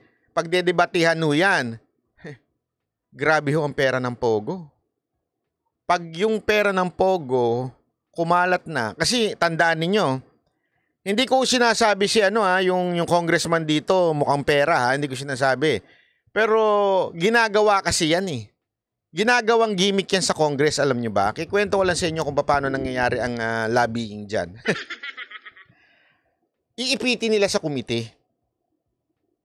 Pampataas presyo, ika nga. Ipitin sa komite, tapos pag medyo umipit na sa komite, dadalhin sa plenaryo. Tataas na ngayon ang presyo. Tataas na ngayon ang suhulan. Hindi ko sinasabing yan yun ha, pero ganyan ang kalakaran sa Kamara. Uutusan nila yung committee head na magdi-discuss doon. Oh, sige, ipitin mo ng ipitin. Talagang durugin mo yung kumpanya na yan. Tapos, maglalabi ngayon. Yun na natawag na lobbying. Maglalabi ngayon tong mga kumpanya na mayayari dahil sa desisyon ng Congress. Lalapit ngayon to. Oh. Lalapit na ngayon to sa pinaka-boss.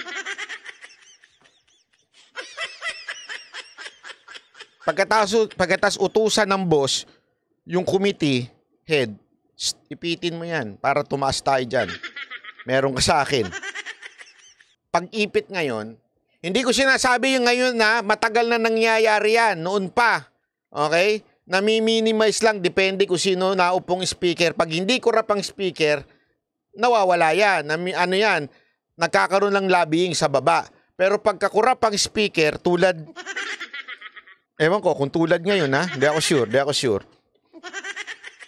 Papataasin lang yung presyo. Kaya nga, bantayan natin yan. Paano natin masasawata ito? Public pressure. Kasi pagka na public pressure yan, kaya there is a power, ika nga, sa social media. Kayong mga nanonood, di ba? Kayong mga social media vloggers na uma-against dito, ano yan? Ma-persuade natin na wag kumiling etong kamera. Wag silang bumaluktot, ikang. Wag nga silang bumalentong. Yun pala ang word of the day, wag silang bumalentong. Kasi pag bumalentong na sila, alam na may pera na involved dyan. So, i-pressure natin through social media na wag silang bumalentong. Kaya lang, kapal na mukha ng mga congressman natin ngayon. Wala silang pakialam dyan eh. Yun, totoo walang Ayoko na lang magsalita, pero... Iba na aamoy ko dyan eh. Ito amoy ko lang naman to. This is not fact. This is just my interpretation and opinion. I can be wrong. Okay? Iba na aamoy ko eh. Mag-e-election kasi. Kailangan ng pondo ng mga congressman. Kaya kailangan pataasin ang bidding.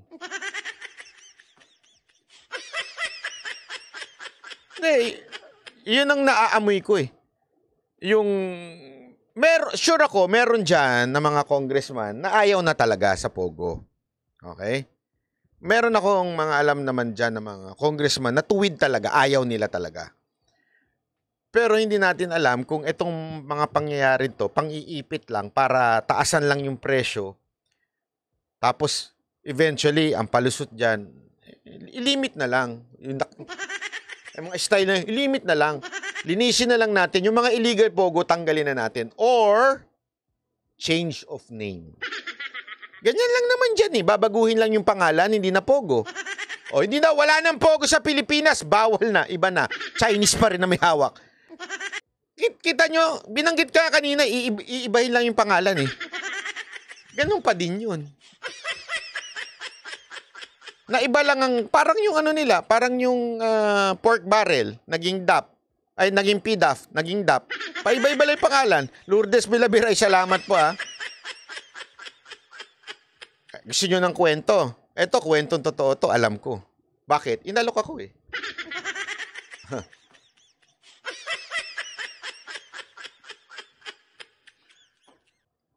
Ito, kwento kwentong totoo. Nung pandemya, naubusan ng mask. Tama, mali? Tama, mali? Tanungin ko kayo, naubusan ng mask. Sino lang ang may mask? Si Batman. Saka si Robin. Hindi, di ba? Yung totoo, naubusan ng mask. Tama? Kung maalala, isipin nyo. Pero, may isang vlogger na namimigay ng mask. Saan niya kinuha yun? Ako alam ko sa Pogo galing yun. 100% galing yun sa Pogo. Bakit? The same Pogo nag-offer sa akin. Bigyan ka namin ng mask, mamigay ka. Hindi tinanggihan ko nga yun eh. Talagang kumuha tayo sa tamang tao. Kasi nasa ano naman po tayo, nasa, di ba, naalala nyo, si Mocha nasa gobyerno naman. So, talagang, hindi ko sinabing kinuha ko sa gobyerno, ha. Ibig sabihin, alam ko kung sino yung pagkukuhanan. Okay? So, sabi ko, bakit pa ako kukuha dyan? Para lang mag-ipal-ipal tulad ng isang vlogger? Di ba? Basta banat lagi sa mga tambalasos at bangag. Salamat po, Lourdes Villaviray. Hindi, totoo yun. Oh.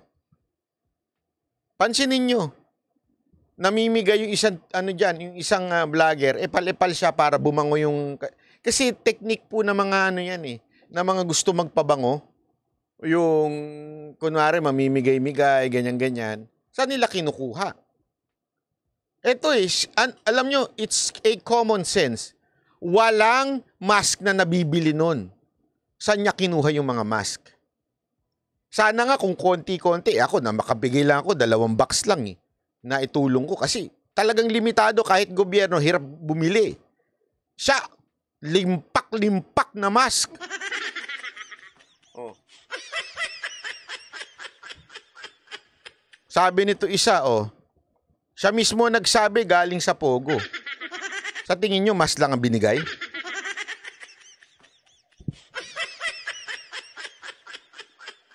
Di ba?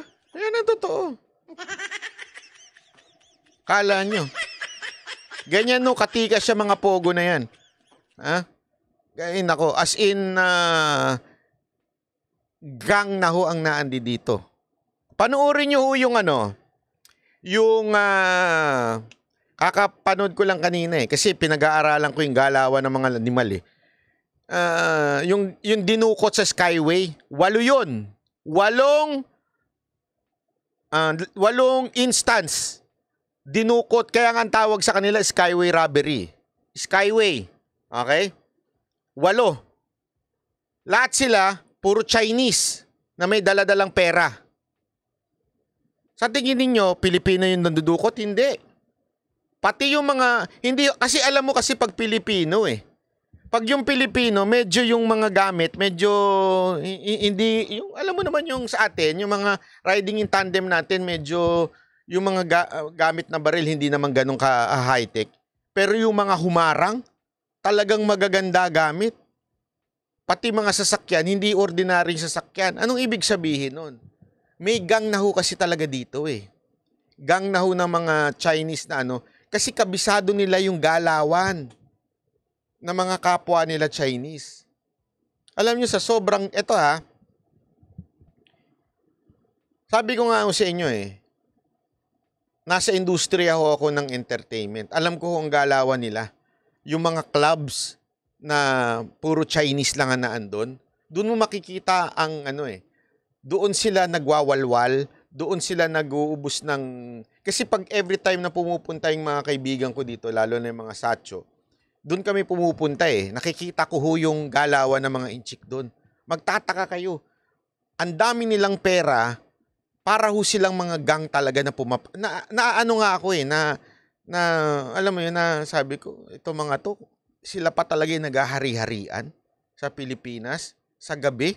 Tapos, pasensya na ho wag mo magagalit yung iba nating mga kababayan dyan. Siyempre, no choice din naman sila. Naintindihan ko. Kasi pag nag-tip itong mga inchik na to, grabe ho mag-tip Ang laki. Pero yung mga kababayan natin, grabe ho. Halos alila parang alila na ho sila. Parang master na ho ang turing nila sa mga Chinese na to. Nakakatawa nga kasi alam mo yun, yung mga mangingisda natin sa karagatan, galit na galit sa mga inchik kasi hindi sila pinangingisda. Di ba? Pero yung mga inchik, nangingisda sa club ng mga babae. Kaya nga ang tataas na ng presyo ng mga babae ngayon Yung mga class A, hindi ko alam yun Linawin ko lang, wala ho akong idea dyan. Baka sabihin nyo may idea ako. Alam ko lang, kasi siyempre, hindi ako mahilig sa ganyan, pero yung mga nagtataasan na ho ang presyo Bakit to? Kasi iba ho pag Chinese ang kumuha. Mababa ho ang 30, 50. Mga Pilipino gusto 1.5. Kakalkalin na ho. Hindi, totoo, walang biro.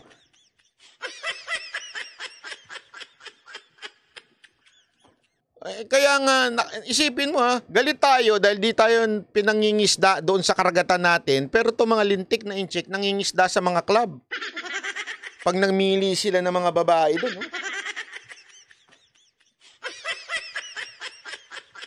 Dalwa-dalwa.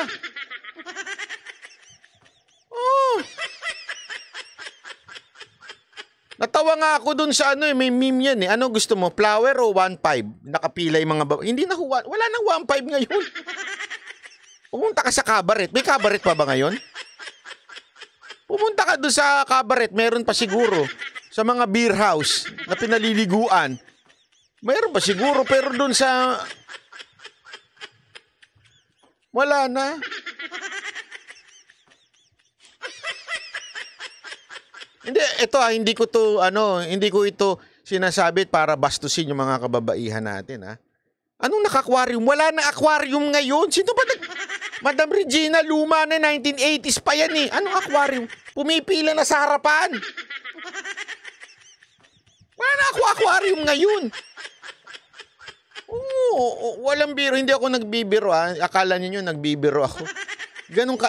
Kaya nga ako naiinis Alam mo yon, pag iniisip ko yun, sabi ko, galit na galit tayo dito sa mga inchik nato na nandun sa nangingisda. Ay naharang-harang tayo. Pero dito, ituring natin parang mga hari. Hindi ho.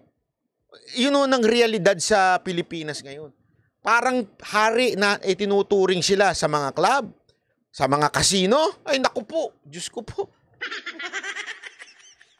Ayoko na magsalita. Yun ang totoo. Grabe ho ang ituring sa kanila. Kaya nga, nagkakaroon ng crime. Remember, dikit-dikit ho yan. Dikit-dikit, bakit ho sila may ganong klaseng kalaking pera? Sa tingin ninyo, sa legal na paraan nila ginagawa yun? Hindi. Sa illegal yan.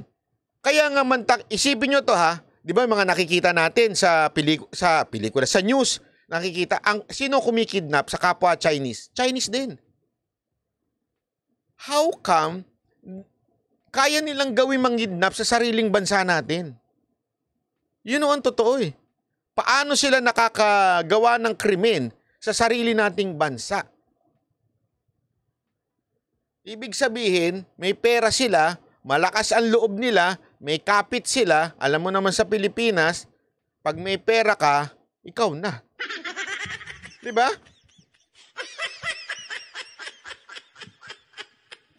Kaya sana, bantayan natin tong Pogo. Ako, matagal ko na ito sinasabi sa inyo nun. Matagal ko na sinasabi ito na dapat talagang mawala na itong Pogo. Hindi ho talaga tama eh. Kasi ang dami na hong hindi magaganda nangyayari sa Pilipinas eh. Dahil dito sa Pogo na to. Hindi ho kasi, dati nung una medyo okay pa ako sa Pogo kasi nakakatulong. Pero yung una okay sa Kaya lang, hindi na contain. Hindi kinaya ng otoridad. Hindi kinaya ng gobyerno. Kung mahigpit, siguro kung sa Davao sila, pwede pa siguro. Hindi, okay lang magpogo sa Davao kasi pagka nagloko ka, kinabukasan, nasa kalsada ka na. Di ba?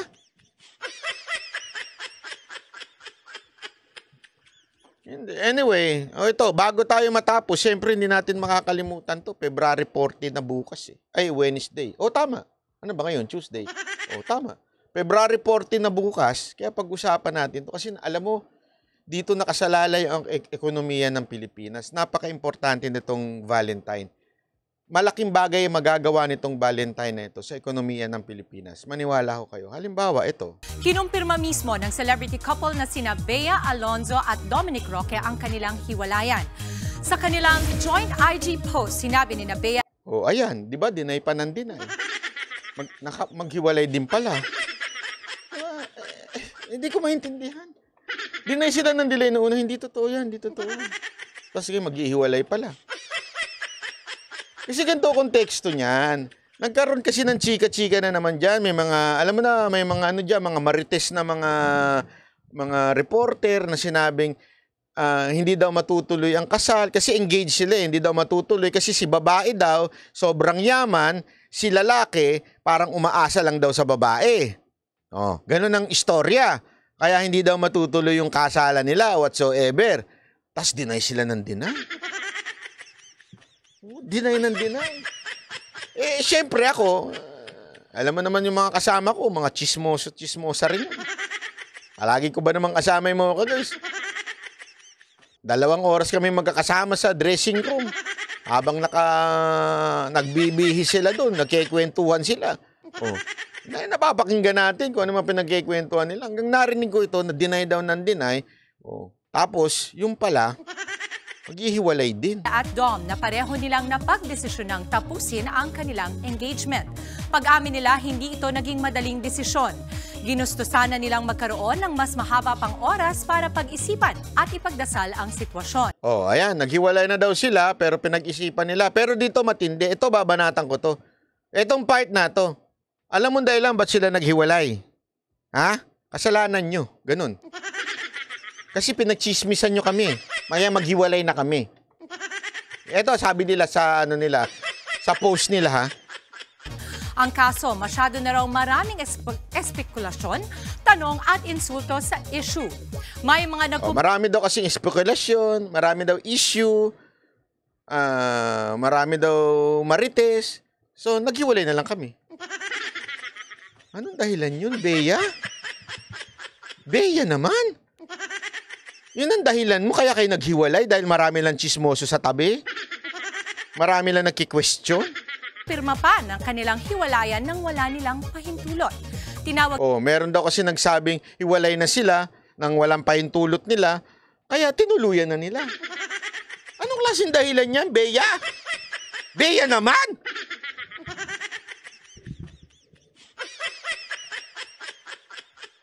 Tama ba dahilan yun? Hindi, maghiwalay na tayo. Bakit? Pinagchichismisan tayo eh. Eh di ba kung mahal mo isa't isa, ipaglalaban mo. Ipaglalaban mo. Di ba? Kung talaga nagmamahalan kayo, sabi nga, ang tunay na lalaki, wait lang. Ang tunay na lalaki, hindi matutulog yan ng hindi kayo nagbabate.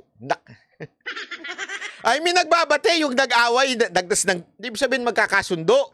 Dumi ng isip nyo.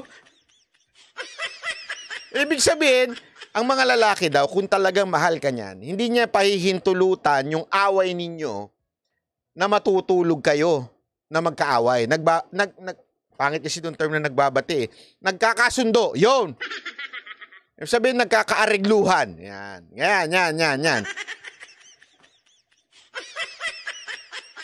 Ganun daw ang tunay na lalaki. Ibig sabihin, kasi alam mo, ito. Makinig kayo, makinig. Mga babae, mga lalaki, makinig kayo sa akin, ha. Ang mga babae kasi may tendency na yung ang hilig makipag-iwalay. Yung araw-araw na nakikipag-iwalay. Pag talaga mahal ka daw ng lalaki, hindi makikipag-iwalay yan. O kahit baliktarin natin, kung yung lalaki naman ang nakikipag-iwalay, yung babae hindi papayag kung talaga mahal na mahal siya. Tama, mali. Ganun, kaya nga ako nagtataka, ang dahilan nila dito dahil may chismis daw, dami nagtatanong, ang daming, kaya sila naghiwalay. Ha? Anong klaseng dahilan yan? Kami pa sinisi nyo. Din nila Bea at Dominic na extremely painful yet united decision ang kanilang hiwalayan. Hiling lang nila ngayon, mabigyan sila ng privacy sa kanilang pinagdaraanan. Last year lang na ma-engage ang dalawa at dapat sana ikakasal na ngayong taon.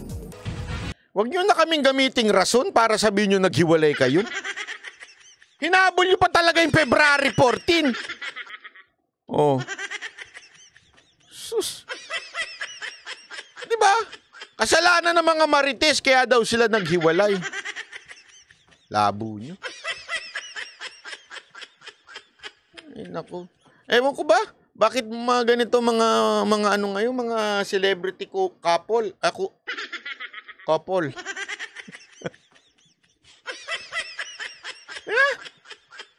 Ang daming hanas sa buhay. Hindi, ito dito ako nagtataka eh. Ito mga celebrity na to, ha? Kaya ako, binabanatan ko to mga celebrity, puro kayo ka-OA yan sa buhay nyo eh.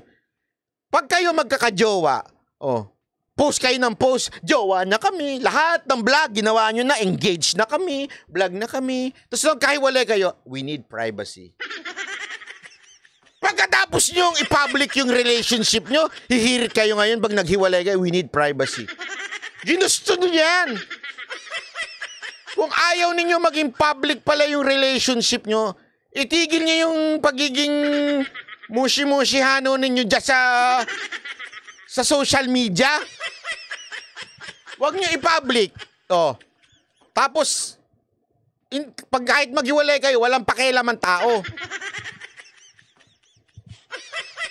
Diba? Pagkitas yung, ito, nagmamahalan kami, ito, engagement ring. Tapos biglang, nung naghiwalay kayo, please respect our privacy. Gunggong! Hindi, alam nyo kaya mga kababayan, wag ninyong wag ninyong ipopost yung jowa ninyo. Bakit? Kasi pag nakipag-iwalay kayo, mukha kayong tanga.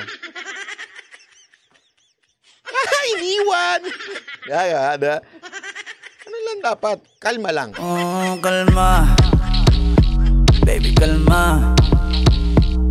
Huwag mo naman akong bigyan ng dahilan para tabihan ka. Kalma. Hindi, alam mo, kaya nga sabi ko nga sa inyo, yung mga mahilig mag-post ng jowa nila sa Facebook, insecure yan eh.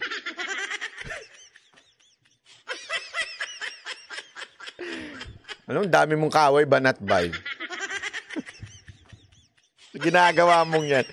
Hindi yung mga mahihilig mag-post. Insecure yan, kaya ganyan yan. Kasi pinagmamalaki nila na meron na akong jowa, meron akong security dito sa tao na. Alam mo, kung secure ka sa tao na, hindi mo kailangan i-post.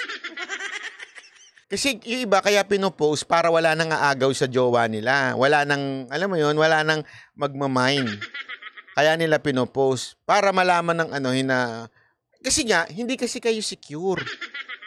Kung may tiwala kayo sa jowa nyo na hindi man bababae yan o hindi man lalaki yan, hindi nyo na kailangan i-post. Kaya nyo pinopost kasi gusto nyong ipakita yung gusto nyong umihi sa pader. Anong umihi sa pader? Ang gulo mo, Banat Bay! Ganun ang aso eh. Umiihi sa pader. Bakit to? Yung mga lalaking aso, di ba? Taas ng taas sa paa, lahat na lang iniihian. O anong tawag dun eh? Parang territorial sila. Ganun ang ginagawa ninyo pag pinost nyo sa Facebook ang mga jowa ninyo. Territorial ang tinatawag dyan. Akin to. Wow. Akin. Walang aagaw. Ha? O, wag kayang kakabit. Pero akala ninyo. Hindi, ito lang ha. Sorry. Akala nyo yung mga kabit matetreten sa pag-ano ninyo. Madudulas na naman ako nito. Sa pagpo-post nyo, alam nyo kung bakit? Yung mga kabit, yung mga babaeng mahilig kumabit, gustong-gusto nila yung may jowa. Nacha-challenge sila. Aagawin ko to. Ganun sila. May kilala akong ganyan eh. Hindi ko lang sasabihin ko sino, pero may kilala akong ganyan. Nacha-challenge siya pag yung lalaki may jowa. Bas gusto niyang agawin pag may jowa. Pag walang jowa, nawawalan siya ng challenge. Ganun yung mga ugaling kabit.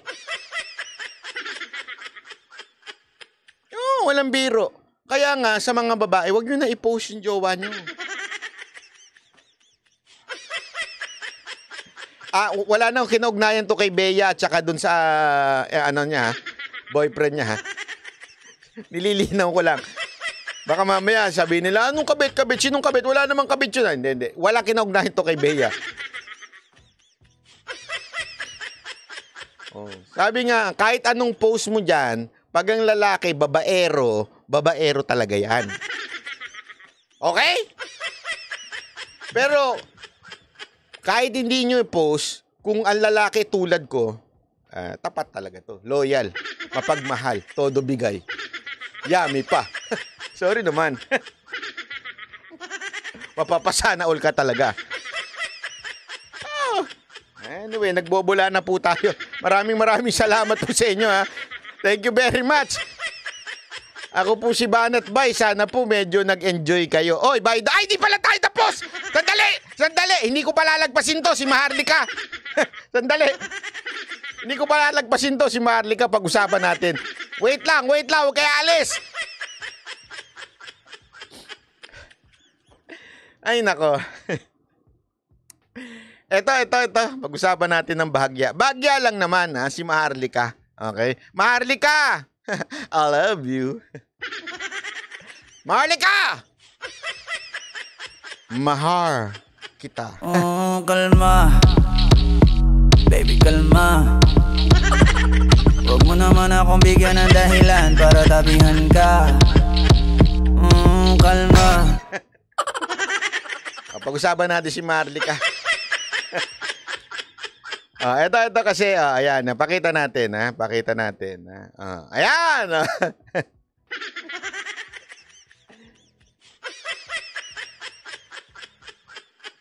Yummy! Ano? Yummy, mommy! Lagi! Salamat po. Alam mo, ganito lang yan, ha? Marami kasi nagsasabi, bakit ko ba daw, hinihingi pa yung sorry mula kay Maharlika. I mean, 'di ba? Lagi mo sinasabi, sa ending mo may Bible ka pa. Yan yung comment ng iba diyan eh. Gusto ko lang linawin. Alam mo, eto lang linawin ko lang sa mga kababayan natin. Pinaghihingi ko siya ng sorry not because hindi ko siya napatawad. Dinawin ko lang ito. Wala akong pakialam sa sorry niya. Honestly, Sniper, salamat po. Wala akong pakialam sa sorry niya. I do not need her sorry for my approval. I do not need her sorry para magpatuloy ang aking career sa vlogging. I do not need that. Bakit to? Kahit wala naman siya eh. Tuloy-tuloy pa rin to. Masaya pa rin, parami pa rin kayo ng parami. Hindi naman po bumabagsak, pangat pa rin ang pangat. Bakit ko kailangan ng sorry niya? It is because gusto kong malaman ninyo kung anong klase itong vlogger na ito. Anong ibig ko lang sabihin? If this person na vlogger ay hindi marunong mag-sorry sa pagkakamali niya, alam nyo, hindi ito ang tamang vlogger na dapat nyong asahan. Bakit to? Hindi ho marunong magpakumbaba sa pagkakamali. Paulit-ulit ko sinasabi sa inyo yan. Hindi ho perpekto ang political comment or political opinion, hindi ho perpekto yan. Minsan nagkakamali ka. Kaya nga dapat matuto kang humingi ng paumanhin. Bakit? Para nakikita ng audience mo, pag mali pala to si Banat Bay, binabago niya at sinasabi niya na mali siya. Di ba ho? Kasi pag hindi ang isang vlogger, hindi ho marunong mag-sorry, ipapahamak po kayo niyan. Yung lahat ng sinabi niya tungkol sa akin, tungkol kay Mocha, porket kinontra namin si BBM noon, ano sinabi niya kay Isko? Lahat ng fake news na pinakalat nila noon, hindi naman nila binawi. Nagkataon lang, nagalit na lang din sila doon sa sinunod nila dati. So anong essence nun? Naintindihan natin, anong essence nun? Ibig sabihin, hindi ka nagbago. Nag-iba ka lang ng kwento. Yun ang importante na maintindihan ng taong bayan. Kasi ipapahamak po tayo ng ganito. Anong assurance na mga Pilipinong nakikinig sa kanya na hindi niya kayo niloloko ngayon? If she is not responsible from mga pagkakamali niya noon. You understand? Hindi ito dahil bitter, hindi makamove on. Hindi, excuse me. Sa pagmumukha niya, walang kwenta. Dati nga, hindi ko nga pinatulan yan eh. Diba? Hindi ko nga pinatulan yan nung pinakalat niya picture sa amin eh. Ba't di ko siya pinatulan? Kasi fake eh. Ba't ko pinapatulan ngayon? Kung alam mo palang fake. Kasi gusto kong magising yung ibang tao na dapat ang mga political vlogger marunong humingi ng sorry pag nagkamali. Marunong umamin, mali pala ako. Ito pala yung totoong nangyari. Ito pala. Paano tayo makakasiguro na hindi siya nagpapakalat ng fake news ngayon, kung dati puro fake news ang pinapakalat niya sa amin? Tanungin ko kayo. Diba? As simple as that. Uulitin ko, jowa ninyo, nagloko, nangalunya, nagkaroon ng kabit, tapos eventually, bumalik sa inyo without saying sorry. Nagalit lang siya. Basta, babalik na ako. Pero without even saying, without even admitting na nagkamali siya. Ang dami niya pandahilan. Ano dahilan niya? Ikaw kasi may kasalanan, pinabayaan mo ko eh. Anong punto doon? Uulitin niya uli yan. Anong assurance mo na hindi niya uulitin? Hindi naman nagbago yung kwento niya. Nagigets nyo? Hindi naman niya inamin na, ay ako talaga ang nagkamali. Kasi nagpaakit ako talaga nagkamali kasi pinabayaan ko ito, ako talaga nagkamali. Hindi ba? As simple as that. Simple logic that you have to understand why I am pushing for this. Kasi marami nang nililigaw eh. Oo, I don't care kung magalit kayo sa akin. May mga humihirit pa dyan. Mas gusto namin si Coach Oli. Okay lang, walang problema. Iba kasi ang topic niya, hindi niya tinatopic sila Maharlika. Okay lang, wala namang problema, kapatid ko yun eh. Di ba? Walang problema ko kung mas gusto nyo. Mas yummy lang talaga ako. Yun ang totoo eh. Di ba? Hindi, biro lang ho, biro lang. Pogi yun. Walang problema. Ang akin lang, alam mo yung simpleng mali eh. Nagkamali lang kami noon. Hindi naman totoo. Tapos, di sana okay na. May akusasyon na naman ngayon eh. Ano yung akusasyon? Naggaling sa kanya yung mga impormasyon na binabato ni Bagong Lipunan. Sabihin na nating sinungaling si Bagong Lipunan. let's just assume na sinungaling si Bagong Lipunan, which is talaga namang napakasinungaling. Di ba? Simpleng sabihin niyang, it's not true. Yung sinasabi ni Bagong Lipunan tungkol kay Banat Bay na ako daw ang nag-feed, it's not true. Hindi pagpatol yun. You are stating an opinion, facts na hindi totoo yun. Ba't hindi niya magawa yun? Maybe because it's true. Di ba? Pwede naman niya sabihin na, hindi, without pagpatol hindi niya na kailangan pasikatin yung si Bagong Lipunan. Hindi masikat yun, bulok na yun. Hindi pa nga sumisikat, bulok na. Pwede naman niya sabihin yung sinasabi nung isang vlogger dyan na sinulsulan ko daw siya para awayin yung isang vlogger, hindi po totoo yun. Ganun lang. As simple as that. Then move on with your topic if you like. Pero ignoring it is just simply saying, totoo. Bakit? You're afraid.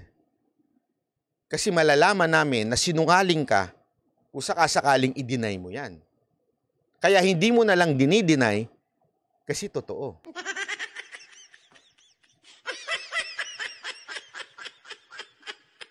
Yun lang, kasimple. Di ba ho? Simple lang naman yun eh. Oh. May mga nagko-comment pa dito.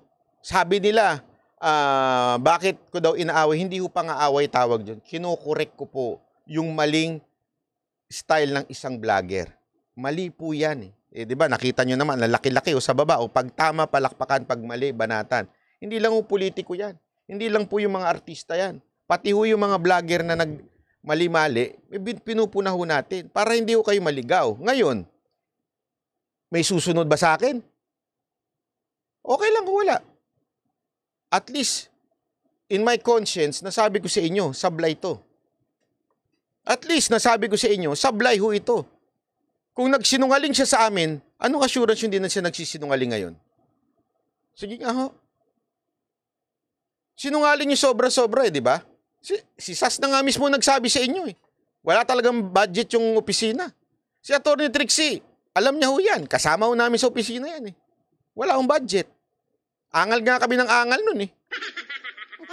Bakit? Kung ano-ano sinasabi sa amin, wala na nga kaming budget. Kung ano-ano pa binagbibintang sa amin nun.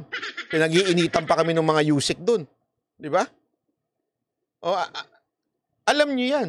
Tapos sasabihin niya, ang pinangkakain ng Mocha Girls, ang pinangkakain ni Mocha galing sa opisina, sa PCO. Gago ka ba? Te, mas mayaman pa sa'yo ang Mocha Girls for your information.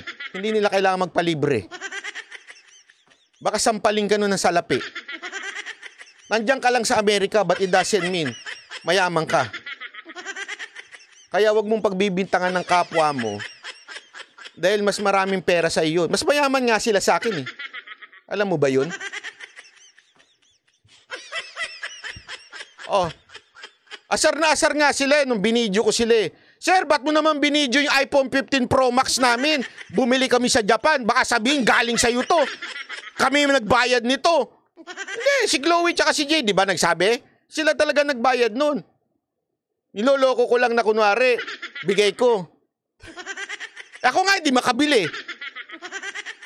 Sila ho nagbayad nun. Bakit? At saka at the same time, ayaw kasi nilang malaman ng mga kamag-anak nila. Kasi mga kamag-anak nila, parang may utang na loob sa kanila eh.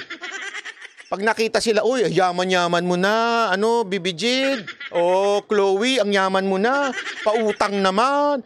Wala ka malasakit sa aming mga kamag-anak mo. Kami yung magulang mo. Sorry. Erase yung magulang. Erase. Nanonood pala mga magulang nila dito. Hindi kasali yun. Hindi kasali. Nagkamali lang ako ng bidcast. Hindi po sila kasali. Linawin ko. Mga kamag-anak lang. Hindi kasi gano'n naman talaga mga kamag-anak di ba? Kayo mga OFW, mga kamag-anak nyo, nag-shopping lang kayo, akala punong-puno kayo ng pera. Uuwi kayo mangungutang. Tama, mali? Tapos masama pang loob, pag hindi kayo nagpautang, sasabihin, ang damot mo naman. Diyan, dami-dami yung pera na mamasyal ka. Hindi nila alam, hirap na hirap kayo magtrabaho dyan. Di ba?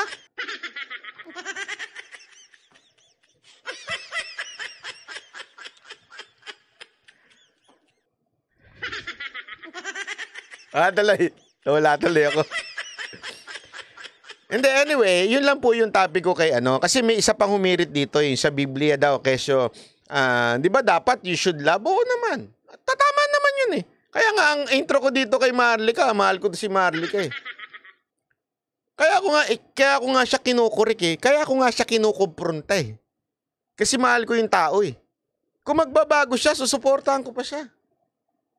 Alam mo, eto for your information, si Pebbles Talakera ang bumaboy talaga sa akin. Alam niyo ba yun? Hoy, Pebbles! Grabe ang pambababoy niyan sa akin noon. Pero bakit kami nag-uusap? Kasi alam mo yun, nagkaroon na ng kahit pa paanong pagkakasunduan. Kalimutan na natin yung nakaraan. Di ba?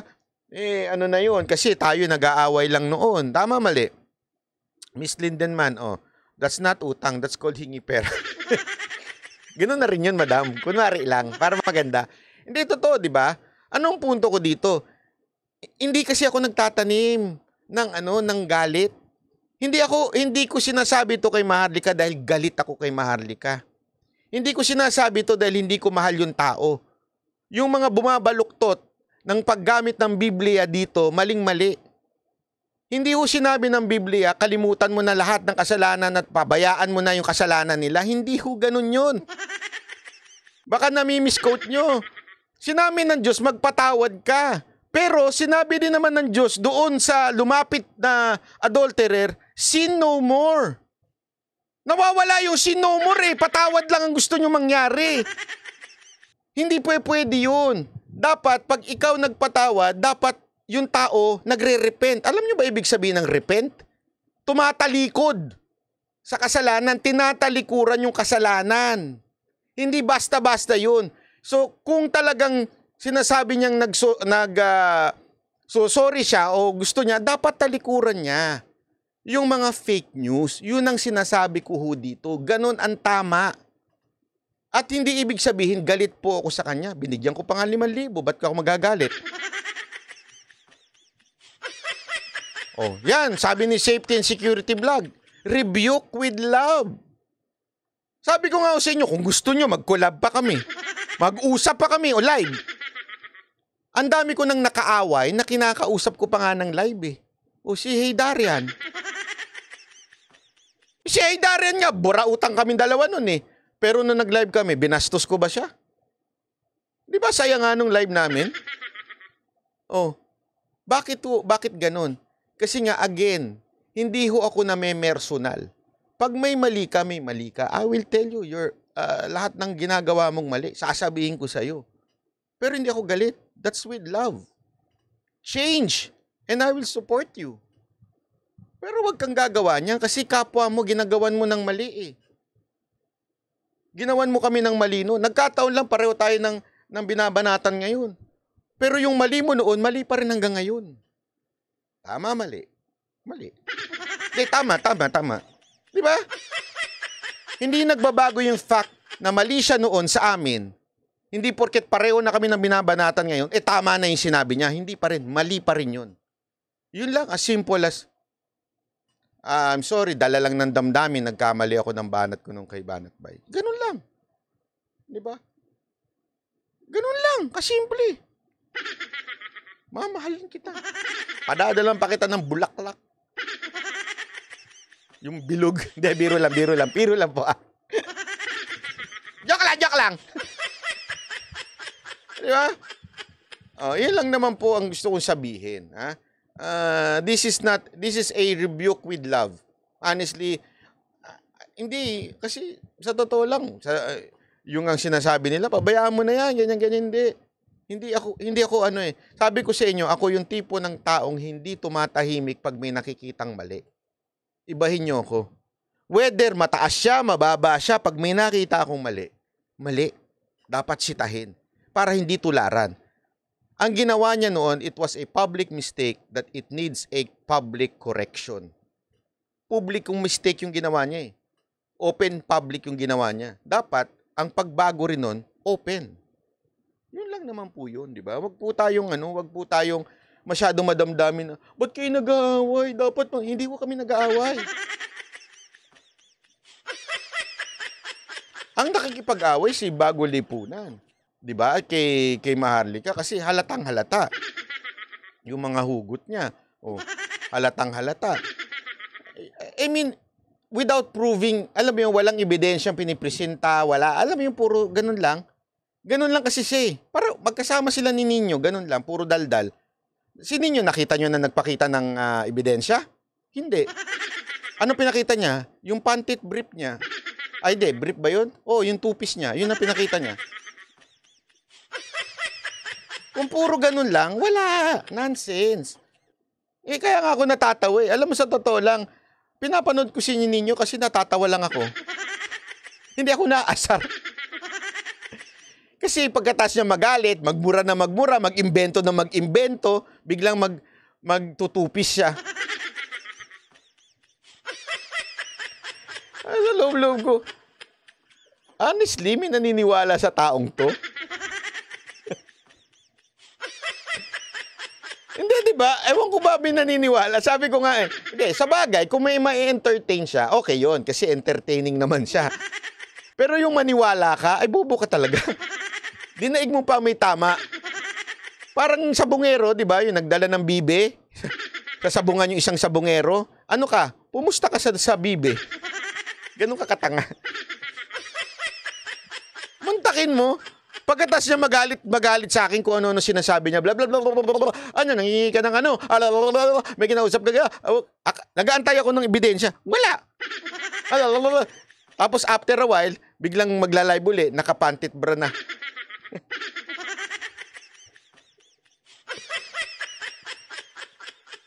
Ay, nako. Anyway, maraming salamat. Oy, eto pa. Ha? Bago ako magtapos, meron na naman tayong ipi-play dito. Maganda ito. Ha? Yung Pray Now, Shop Later. Hindi ko to piniplay para pangaralan kayo. Piniplay ko to kasi kahit ako guilty. Guilty ako dito. Kaya itong pinili ko kasi guilty ako dito eh. Marami sa inyo guilty rin dito eh.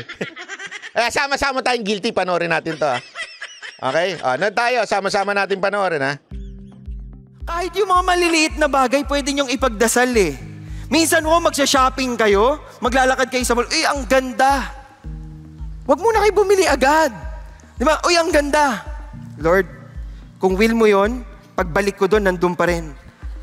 Tapos umikot ka lang. Lord, andito pa din. So, susunod mong prayer? Lord, kung will mong biling ko to, please provide. Lord, tapos bubuksan mo yung pitaka mo. Nakita mo, walang laman. Walang laman. Kahit magdasal ka doon ng buong araw, in Jesus' name, wala pa rin. Ibig sabihin, ang sinasabi sa inyo ni Lord, dahil wala pang pera, wag muna. Di ba? Kung will niya talaga yan, kahit next week ka pa bumalik, kahit sa next sweldo ka pa bumalik, pag nandyan yan, may sweldo na, makapal na yung pitaka mo, nakita mo, nandun pa rin yung damit. Lord, meron na. Pwede ko nang bilhin. Di ba, yung iba sa atin, hindi tayo nagdadasal kapag nagsha-shopping tayo eh. Tapos pag uwi natin, anong ginawa ko? Anong pamamayad ko dito? Problemado tayo, di ba? Parang, Lord, tulungan mo. Please provide. Hala, ngayon ka nagdasal kay Lord ng please provide? Hindi ka man lang nagdasal kay Lord, i-guide mo naman ako. Sana nagdadasal ka. Bawat desisyon, bawat galaw, bawat sasambitin natin, bawat hihingin natin, bawat activity na kukumitan natin, sana dinarasal muna natin kay Lord, nagpapakumbaba ako ngayon, ayoko pong mauna sa inyo.